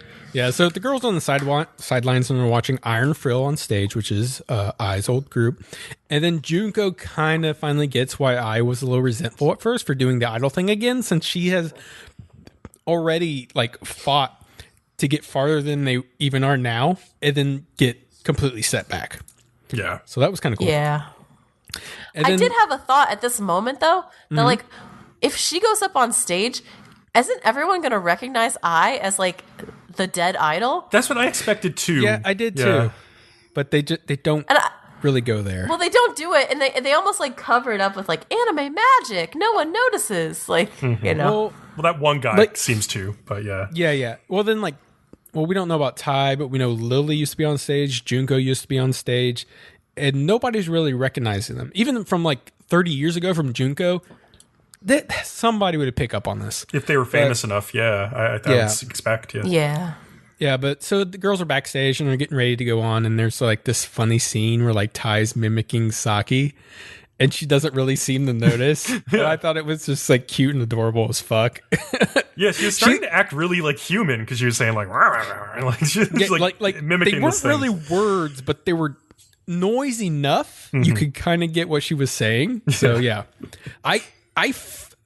she's getting close. If I want to guess, episode 12 is going to be like Tai finally getting her human side back and then like giving us like this like crazy ass performance at the end. So like we've talked about who her voice actor is, which is the voice of Sailor Moon. Yeah. So it's like, whoa, why do we have her on here? And all we've had her do so far is right?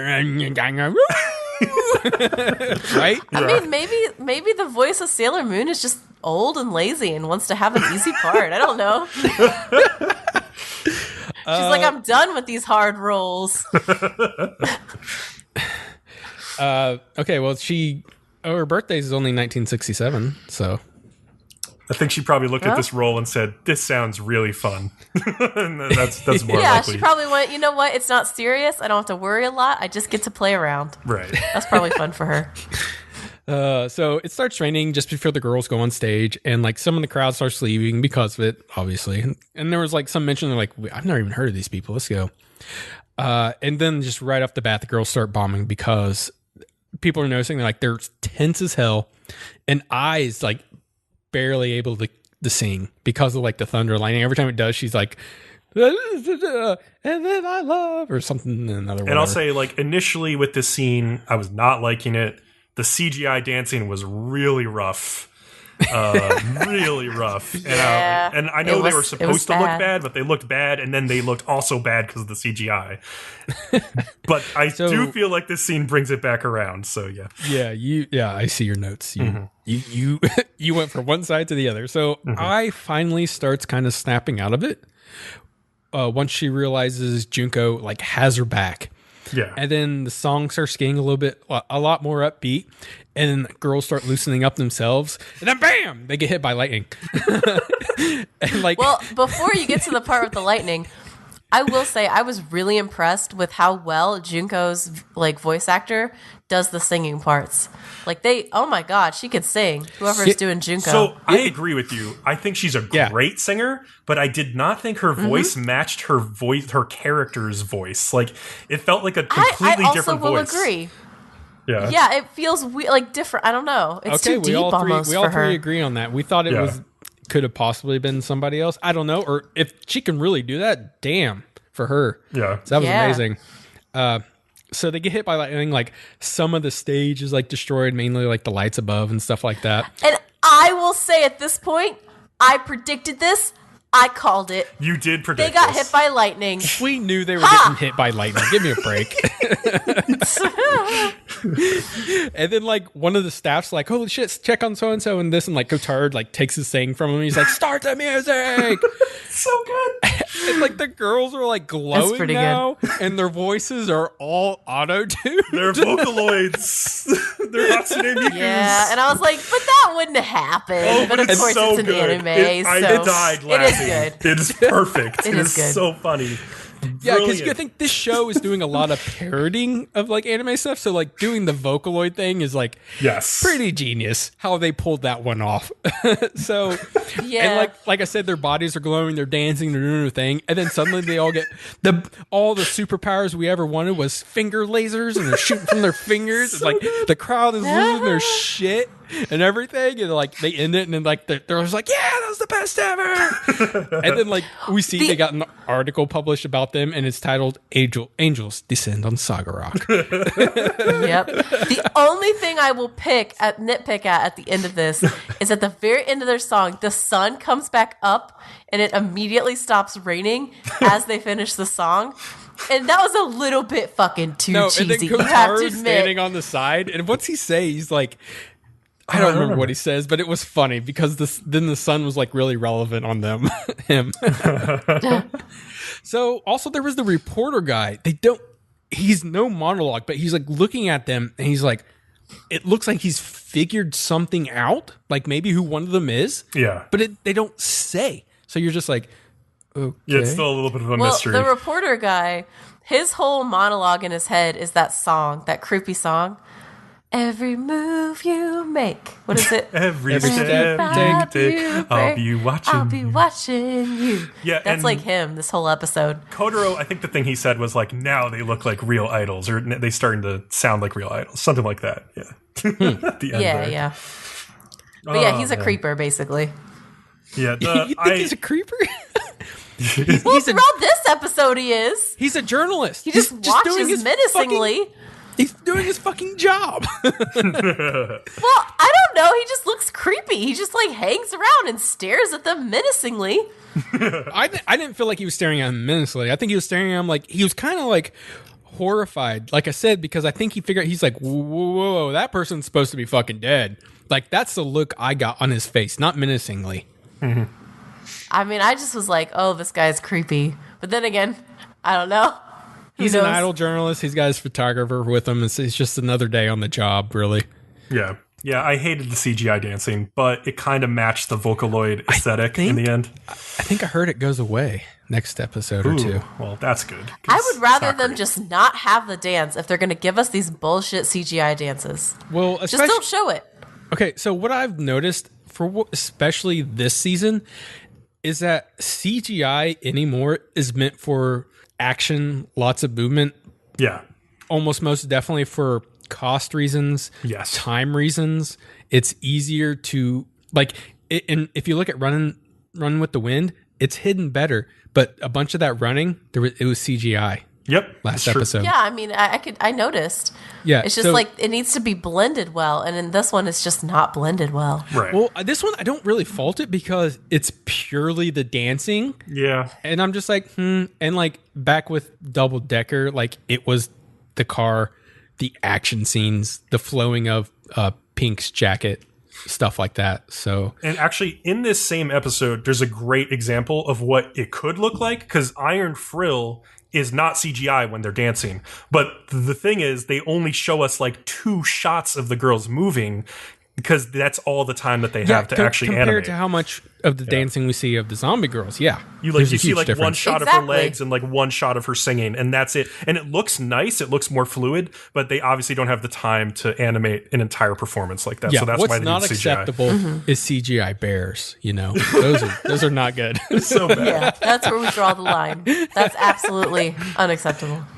Right. So speaking of that, what's funny is all the action in Karakuri Circus is gorgeous, hand drawn, so well drawn. I was noticing it at the very beginning of this episode. That opening fight, holy shit, so good. Yep, I know.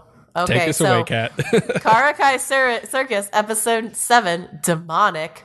So the episode starts with Narumi pretty much just whooping those puppets that he was attacking at the end of the last episode at the hospital. And once again, it's repeated that his spiritual energy attack style is really effective against the puppets because it's oscillating in a certain frequency or something. Yeah. Yep. Which I don't think they need to explain it that detailed. Just be it's really effective or something, Narumi used the tail new whip. bad It guy. was super effective. Yeah, it was super effective, pretty much. The new bad guy says he's pretty good, and then they go into this action scene that is pretty amazing. So good. It's probably one of the best shonen action scenes I've seen in years, probably. And at this point, Narumi affirms to himself the only reason he's living is to fight for the kids because he got this aqua vita instead of them. And he almost is going into this emo, sad, drama filled narrative. And I mean, it works for this action scene, but I got a little irritated with it towards the end. I'm not gonna lie. Oh, really? At one point, Guy is turn the switch on your shoulder because he's Narumi's in a bad position. And he does, and it releases a hidden blade within Narumi's shoulder. Which breaks and it immediately. helps him win. Yeah, it just what the breaks. fuck? Well, but it does do its job. Yeah, it's true. It stabs the dude and it helps him win against the boss, or so they think. And then Narumi goes into emo mode for a second again, and he's I'm not a human anymore. I'm a demon that will crush you. And then the boss has I do not think that's emo at all. He's being extremely intimidating. When is an emo intimidating? Okay, you'll see why I will make my case later on why I think this is an emo mood that he's in. Okay. But anyway, so the boss has one last puppet literally hidden inside his suit, and it bursts out of his chest. But then Narumi, this is the most epic part for me. Yeah. Takes the broken blade that's resting on the top of his foot, hefts it in the air with his foot, kicks it kinda, catches it in his teeth, and cuts the doll in half with it in his teeth. So That's God. epic. He That's so he slices him in epic. half, then he punches him, and the doll explodes into little pieces all over, and it's just so intricately well animated. I was blown away by it. I was wow, they spent a lot of time on this little cut of this fight. It's incredible. So good. It was really good. Damn. And then the boss tries to attack him with the spikes again. The boss will not fucking go down. He beats him 4 times. I don't know. But they don't work. The spikes don't work very well on Narumi's flesh. And Narumi, okay, this is when I decided he was being emo. So Narumi does a mini speech about how he needs to feel a fraction of these kids' pain or he won't even know why he's alive anymore. That's pretty emo. That's emo. That's fucking emo. When you say it like that, yeah. That's literally what he said. So, and at that point, I was like, well, why don't you just go get some face paint and put it down your face, Narumi? Listen to some Evanescence. Exactly. Oh, God. This Bringing it back. Oh, my gosh. So once he beats the boss, he turns back. Oh, and you know what could have been playing in the background during this next scene? Evanescence. Like, without a soul. Da-da. But anyway, once he beats the boss, he turns back, and all of the kids are terrified of him. And this hurts Narumi, and he's like, oh, what have I become? Wake me up inside. Sorry. All right, somebody make this AMV, because this scene looks amazing. Just set it to fucking wake me up inside. It's perfect. Do it. You can. Somebody's gonna do it.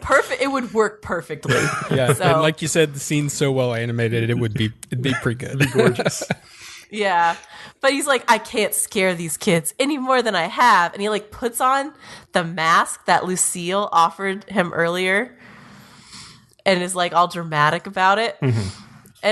And Tom like is one of the only kids, the blonde one, who isn't scared, and he thanks Narumi, and Narumi's like, in order to protect the kids, I will become a Shirogane, and it's all dramatic. Yeah. Dun, dun, dun. And that at least was a little bit better of a tone to end, because like for a little bit in the middle, I think I made my point as to why he was being kind of emo. Yeah, that's fair. So at least they ended it on a better note. So, then they switch to Shirogane and Masaru, who have apparently gone on a summer vacation with the circus. That circus they joined in the last episode. Yep. And they make money at construction sites along the way in order to actually be able to put on the show. And it shows that there's this like girl assassin after Masaru. Like she's got this chart in her hands that's like wanted and like Masaru's picture on it. But as she's sitting there, she really likes this clown that's performing. And she offers to play a game and make a bet over the game with the clown. The first one to hit the other's body with their gear wins. But the clown, you find out, is actually Shirogane. And as she's like taking off her outfit, the assassin like does nick Shirogane's hair, so Shirogane loses. But it also becomes clear to the assassin that Shirogane is like really skilled, you know? Yeah. Because I think she tries to like throw some knives and barely misses too.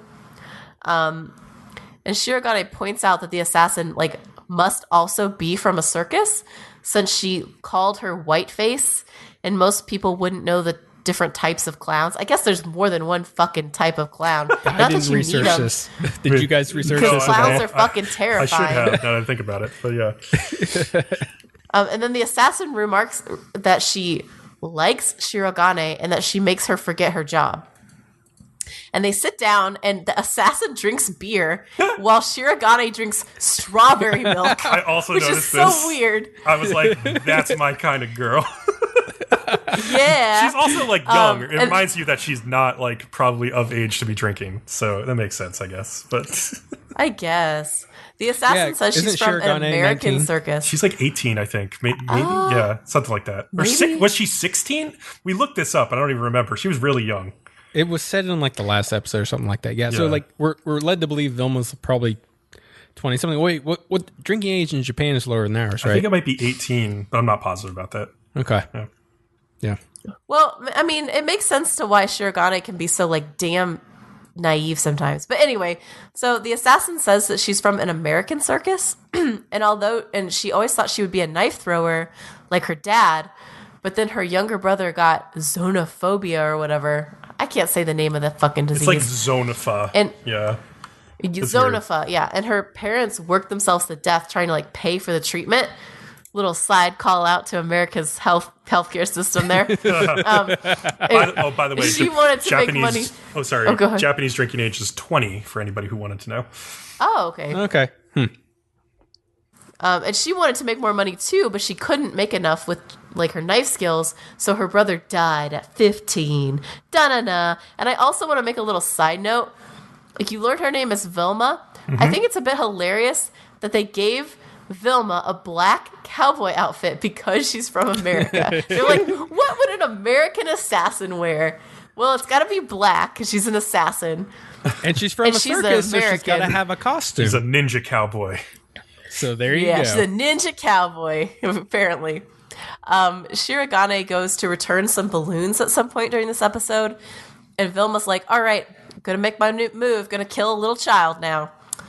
And she says, like, forgive me, Jim, before she tries to kill Masaru. And Masaru says he knew this time would come someday, so I'm not going to cry, and is, like, all dramatic about it. Well, Somehow, we know like, Masaru's a badass at this point. Like, well, but yeah. he's going I to face know. his shit And head then- on. Yeah. And then Vilma, like, misses, but you can tell she misses because, like, she's having doubts about whether she really wants to kill a little kid. And Shirogane jumps in front of Masaru at this point. And Vilma's like, it's a shame that we're going to have to fight because I could have been friends with you. And then she kind of points out, like, well, you get paid to take care of him too, so I guess it's all business. And Shirogane gets stabbed, like, a fuck ton of times protecting Masaru She gets during this stabbed fight. right in the face and forehead. She becomes a human pincushion. Like, Pretty much. It's ridiculous. Like, if she... And at this point, you find out later that, like, she has, like, the Aqua Vitae too, probably, because she heals, like, immediately. Okay, that's the thing. Like, I feel like the show's suggesting she has the Aqua Vita, Vitae or Vitra, Yeah, or whatever you want to call it. But Mm-hmm. earlier on, she didn't heal quick. Yeah, I feel like this is a plot point, because all she says is, I have special life within me. But, like, the way it is healing her... I also think it has to be the Aqua Vitae stuff. But, like, it similar, did not happen earlier. It has to be you that are totally or right, something Leo. similar. Yeah, there's no other explanation at this point. But yeah, it totally, you're right, Leo. It did not happen earlier. So it's a plot point. It's a plot error, in my opinion. Interesting. Plot hole. Yeah. Yep. But anyway, so like she's a human pincushion. Masaru like gets in front of Shirogane and is like, I thought you might have been a good person, but you're a bad person. And then Vilma gets some sort of like crazy psychological flashback and is like, I'm not a bad person. Don't look at me like that. Because she sees And then her the brother, distraction. right? She sees her little brother in Masaru. Yes. Yeah. Mm-hmm. Also, Masaru has like this power with his eyes. Like people look into his eyes and they see things that they know from the past, like that guy from the other episode. It's definitely it's a running theme. I hope not, because if so, that will make me upset, because he doesn't deserve that power.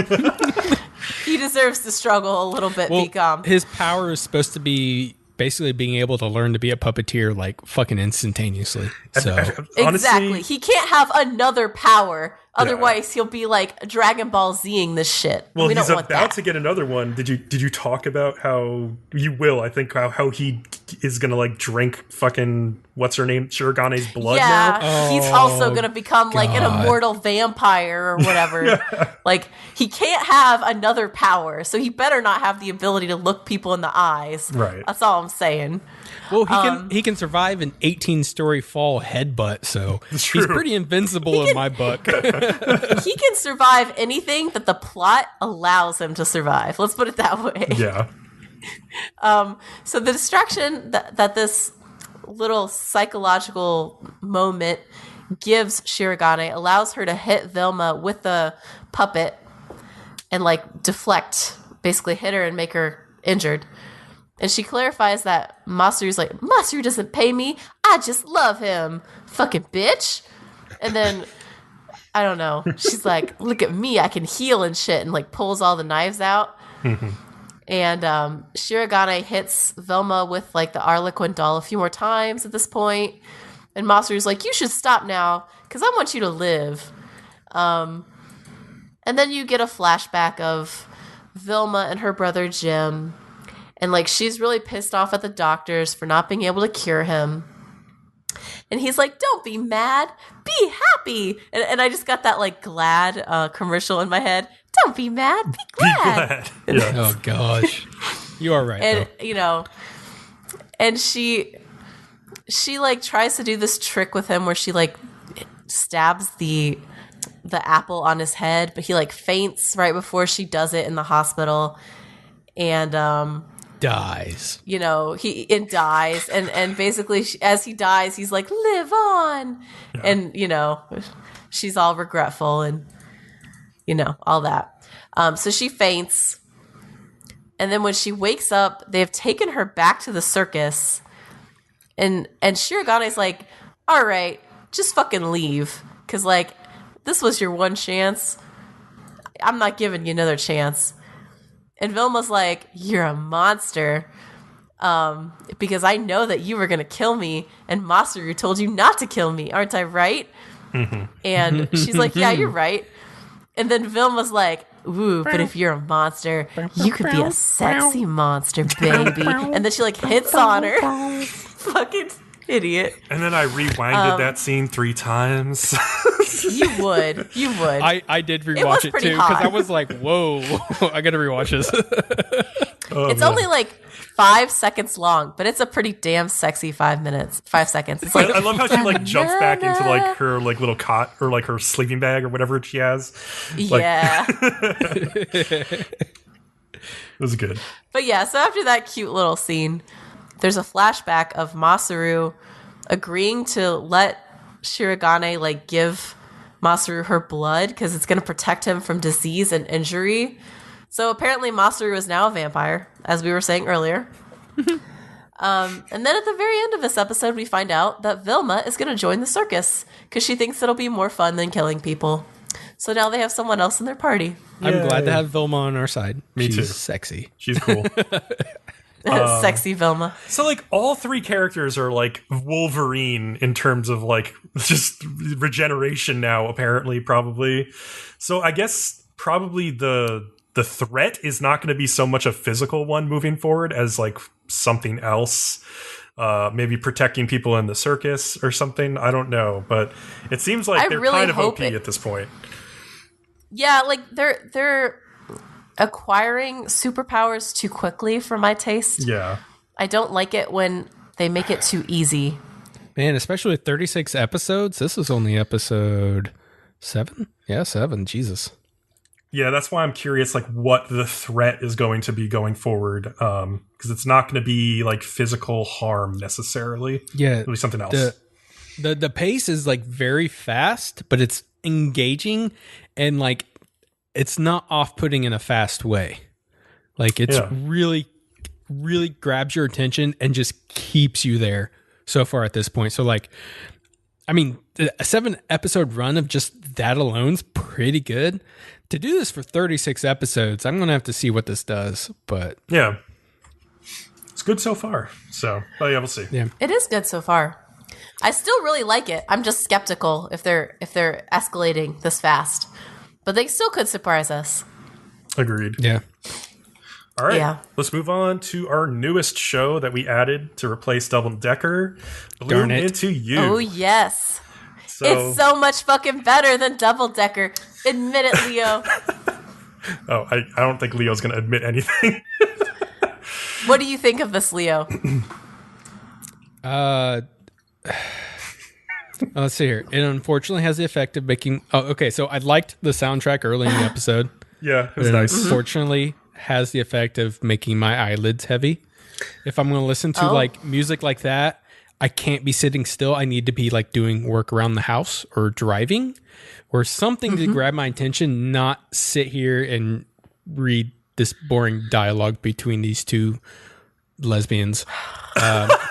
So I kind of agree with you, Leo, that like the show... What? Well, no, I'm not going to say it in a bad way, but I agree that the show like sort of lulls you into this slow momentum that it has. Mm-hmm. And if you're not quite like grabbed by what's happening, then you could find this like very sleep-inducing, like very easily. Okay. Yeah. Yeah. So if you're going to play, agree if you're it's going to not play for that everyone. music, if you're going to play some Mozart, I need some slow motion explosions and karate chops to the neck and God. stab wounds to the thighs eyes and shit like that to like not put me to sleep, Yeah. or like you See, said, just this is- really slow me down or something like that. This is the kind of show, though, where like there's a lot of psychological stuff happening here, but you're gonna miss it if you're not paying attention to what's going on. Yeah. Like you can miss a very small little thing that happens, and you can miss a lot.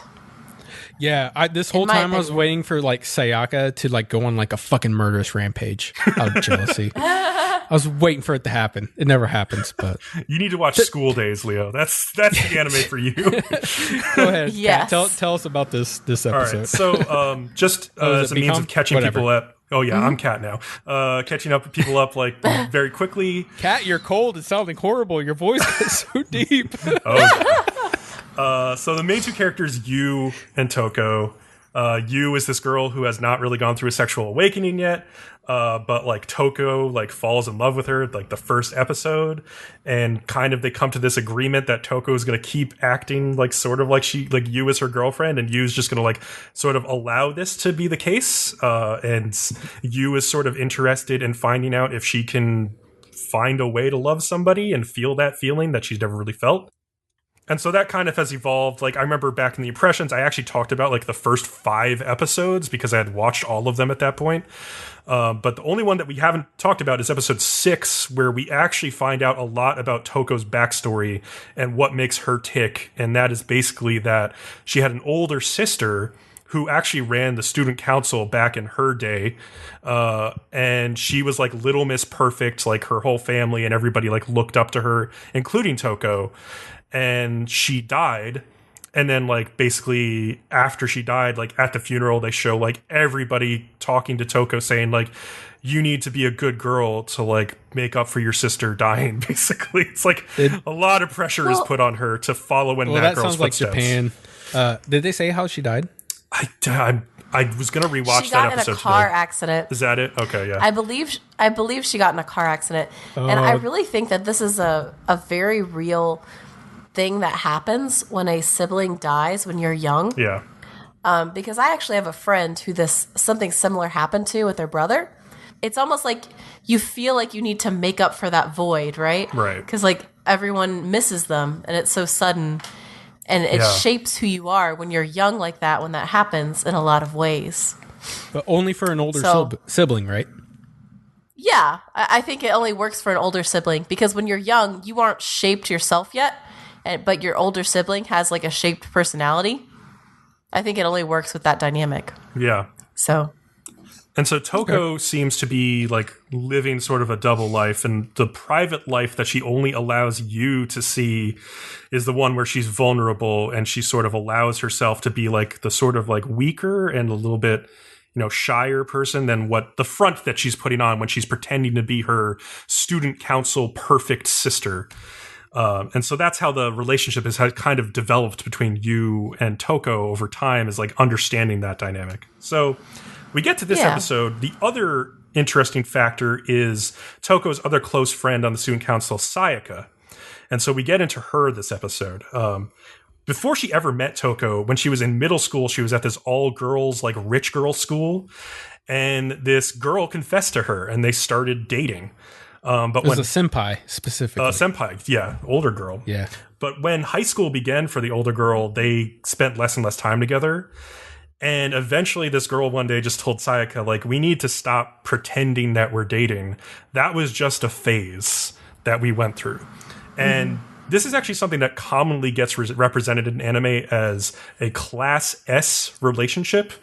And like, these types of relationships are actually, funnily enough, like heavily influenced by the Takarazuka review from Review Starlight, as like the all-female cast like played male romantic parts in the Takarazuka review and influenced audiences of like young girls to go back home and like pursue these like romantic ish relationships with like girls in their like class, but in a way that it was very like, this is a phase, this ends when we graduate and then we go look for boys type of thing. Yeah. So interestingly enough, I've had a British female friend. She went to an all-girl school, and she said this was extremely similar to how it was at their school. Oh yeah, all-girl interesting. Yeah, so like this wasn't just one like nationality. This actually was another one that was pretty different. So Yeah. I think this is a thing that happens a lot in a lot of different cultures. Like in the US, a lot of middle school or high school girls will have a phase like this as well. And it's usually like, ooh, it's the cool thing to do, but then eventually you're supposed to not do it anymore. Right. And it's kind of interesting. Sayaka like is really struggling with this because like she's like, all right, I'm going to put these feelings aside. I'm going to go to this co-ed high school and I'm not going to let this affect me anymore. But clearly she is who she is, and that's not working. She like her grades slip when she goes to high school because of this is weighing heavily on her. And instead of her being the class representative, this girl Toko is.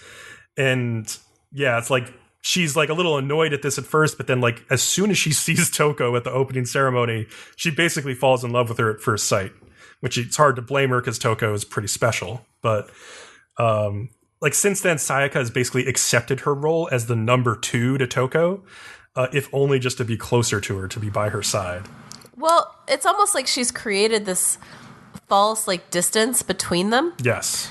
To almost protect herself from failure again. Exactly. And I think if she had not done that, if she had been more like herself with Nanami from the beginning, I think they could have ended up together. Like they could have dated. It's very possible. But yeah, because like I think Toko is Nanami. Toko I think Nanami. Toko at one point does say like, oh, she only likes me because I have this like very perfect persona.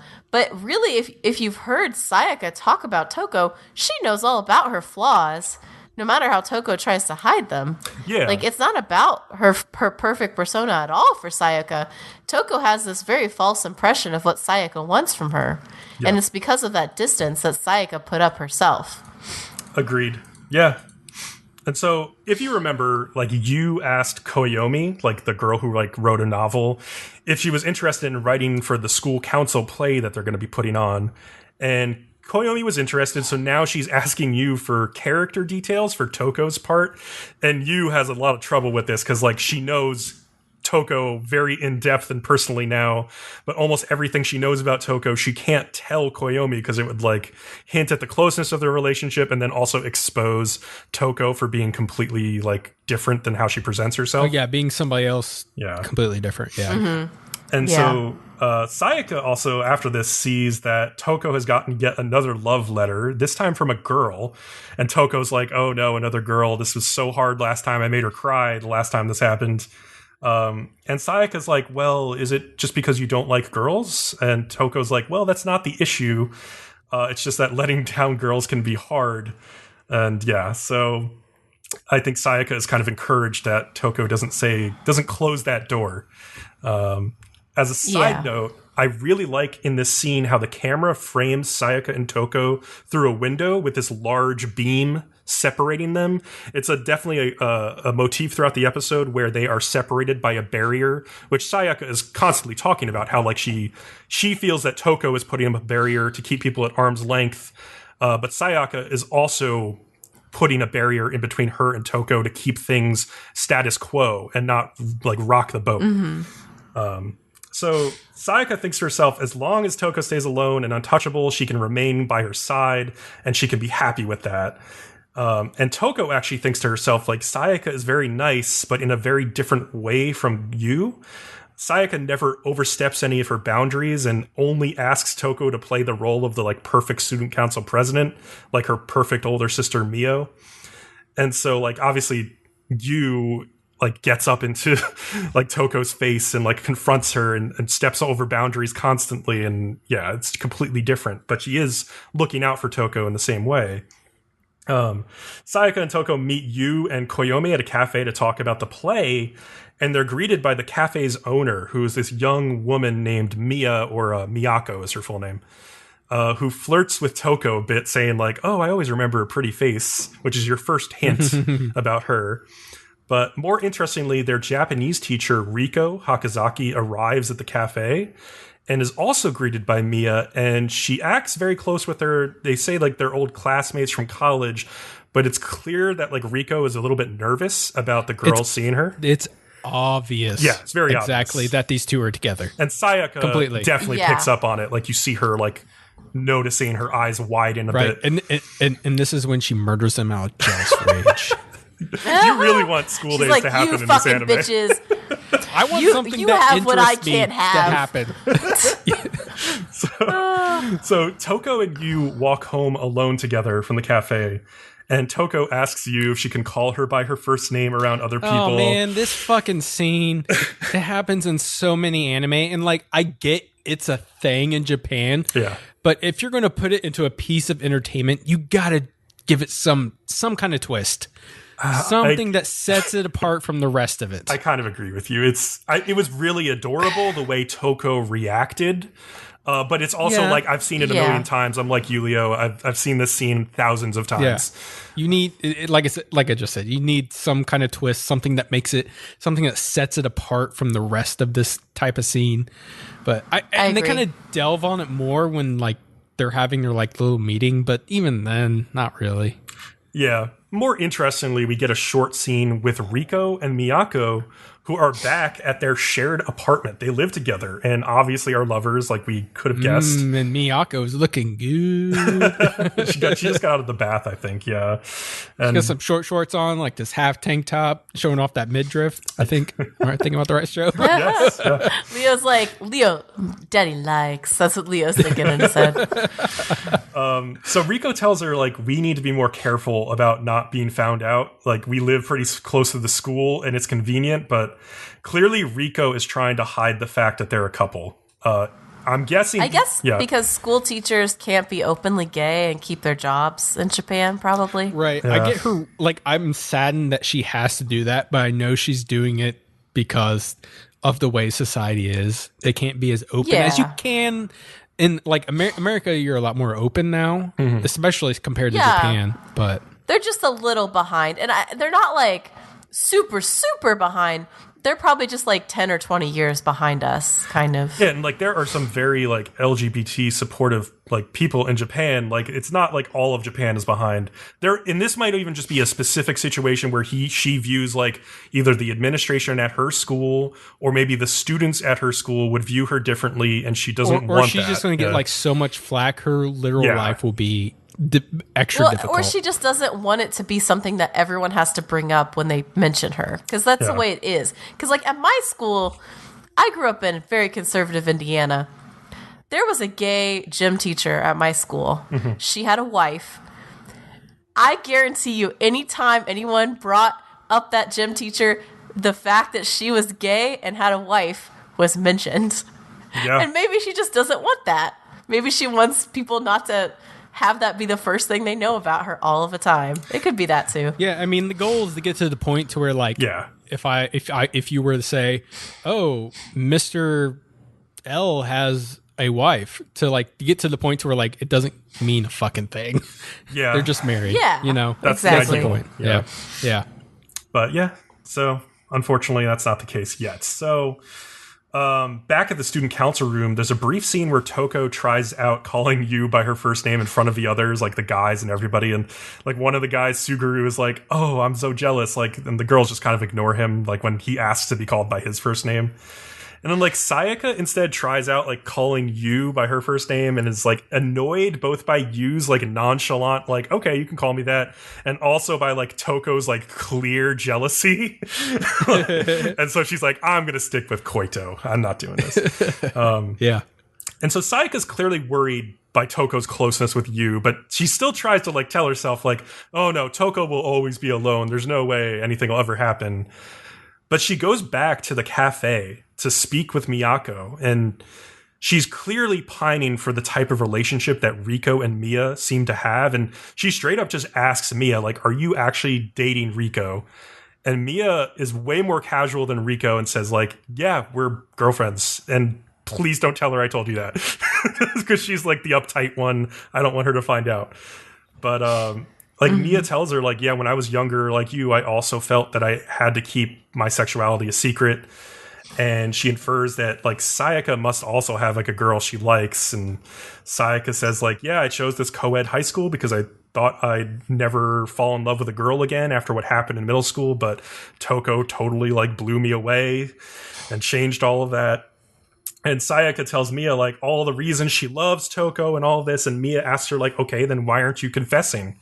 And Sayaka's basically like, well, I'm worried about how she'll react, number one, but I also know that she can't accept other people in her heart as far as she knows.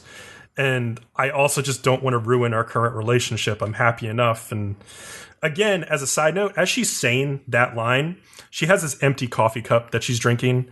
And this is like a very like tiny thing, but like these 2 drips of coffee slide down the side of the cup and go separate ways as if there is a barrier in between them, which is just more barrier imagery that I thought was like really like cute and interesting to like put in there. Spot on. Yeah. And so Sayaka asks if it's wrong to hide her true feelings to stay by her side.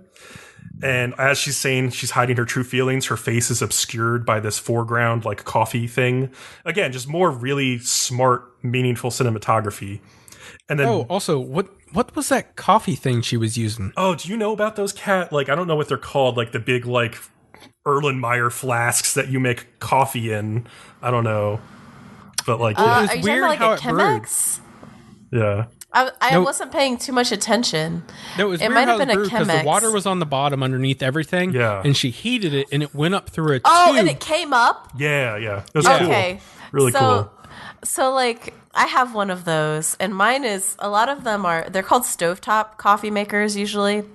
And a lot of them that we use, at least in the States, are like Hispanic inspired, and you make like almost espresso. It makes like almost the closest thing that you can get to an espresso without buying an espresso maker. That's the way I would describe it. Gotcha. It's a very concentrated shot of coffee that has a little cream on top, because it's pressurized when it goes up like that. Yeah. Oh, okay.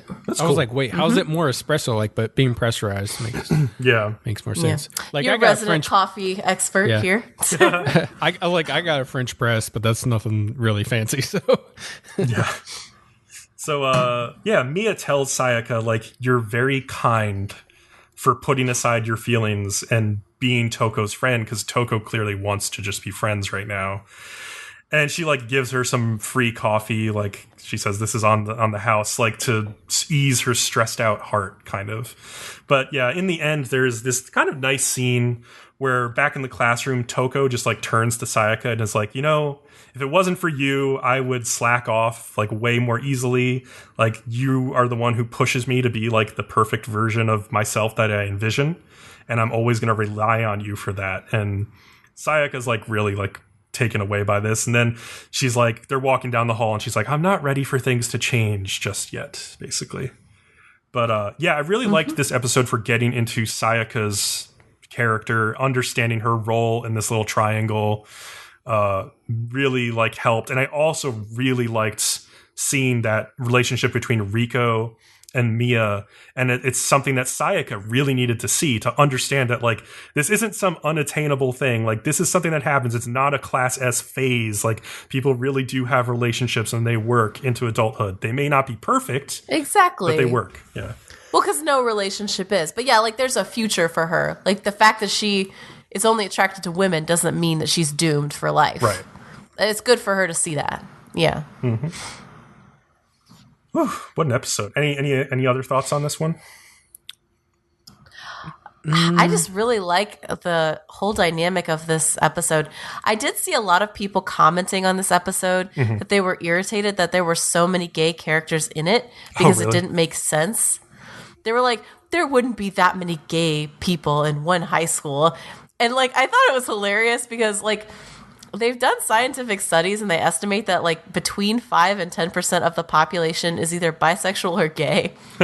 And so like the idea that like 5 people in the same high school being gay is that would never happen, is like hilarious. Yeah, no, for it's sure. Like, oh, I think you just don't know of them. doesn't mean they don't exist. Yeah, that's totally true. So The only thing I'll add is I watched episode 1 and 2 for when we started this new season, and then I skipped straight to 7. Oh, yeah. And the transition was pretty fine and flawless. I didn't feel like I missed anything. I think the only thing you really missed was episode 6, like for the most part, because I missed Toka's history, right? That episode was really important. There were some interesting things in the intermediary episodes, but like I feel like 1, 2, and 6 are like actually a really easy way to get into this. So I'm just saying, if listeners were not following it and they do decide to follow it, that like it wasn't hard to just skip some episodes if you're lacking the time, right? But yeah, good point. That's really all I have to add. All right. Well, then if we're done, Leo, why don't you take us out? Cool. Okay. Of course, we always thank everybody for listening because we like followers. And remember to like, follow, and subscribe to us on YouTube to get updates on new podcasts or videos. You can also find our podcast on iTunes, Google Play, and Stitcher. And you can follow us on Twitter and Nerdom for other updates as well. We're also on Spotify. Other things. Discord. Spotify, yes. Spotify. We have a Discord We're also on Discord. Yeah. Discord and Link Nerdom and Other in Nonsense. the video description and the podcast feed. Yes. All right. So everybody, with that, we will see everybody next time. Later. Peace. Yeah. Bye.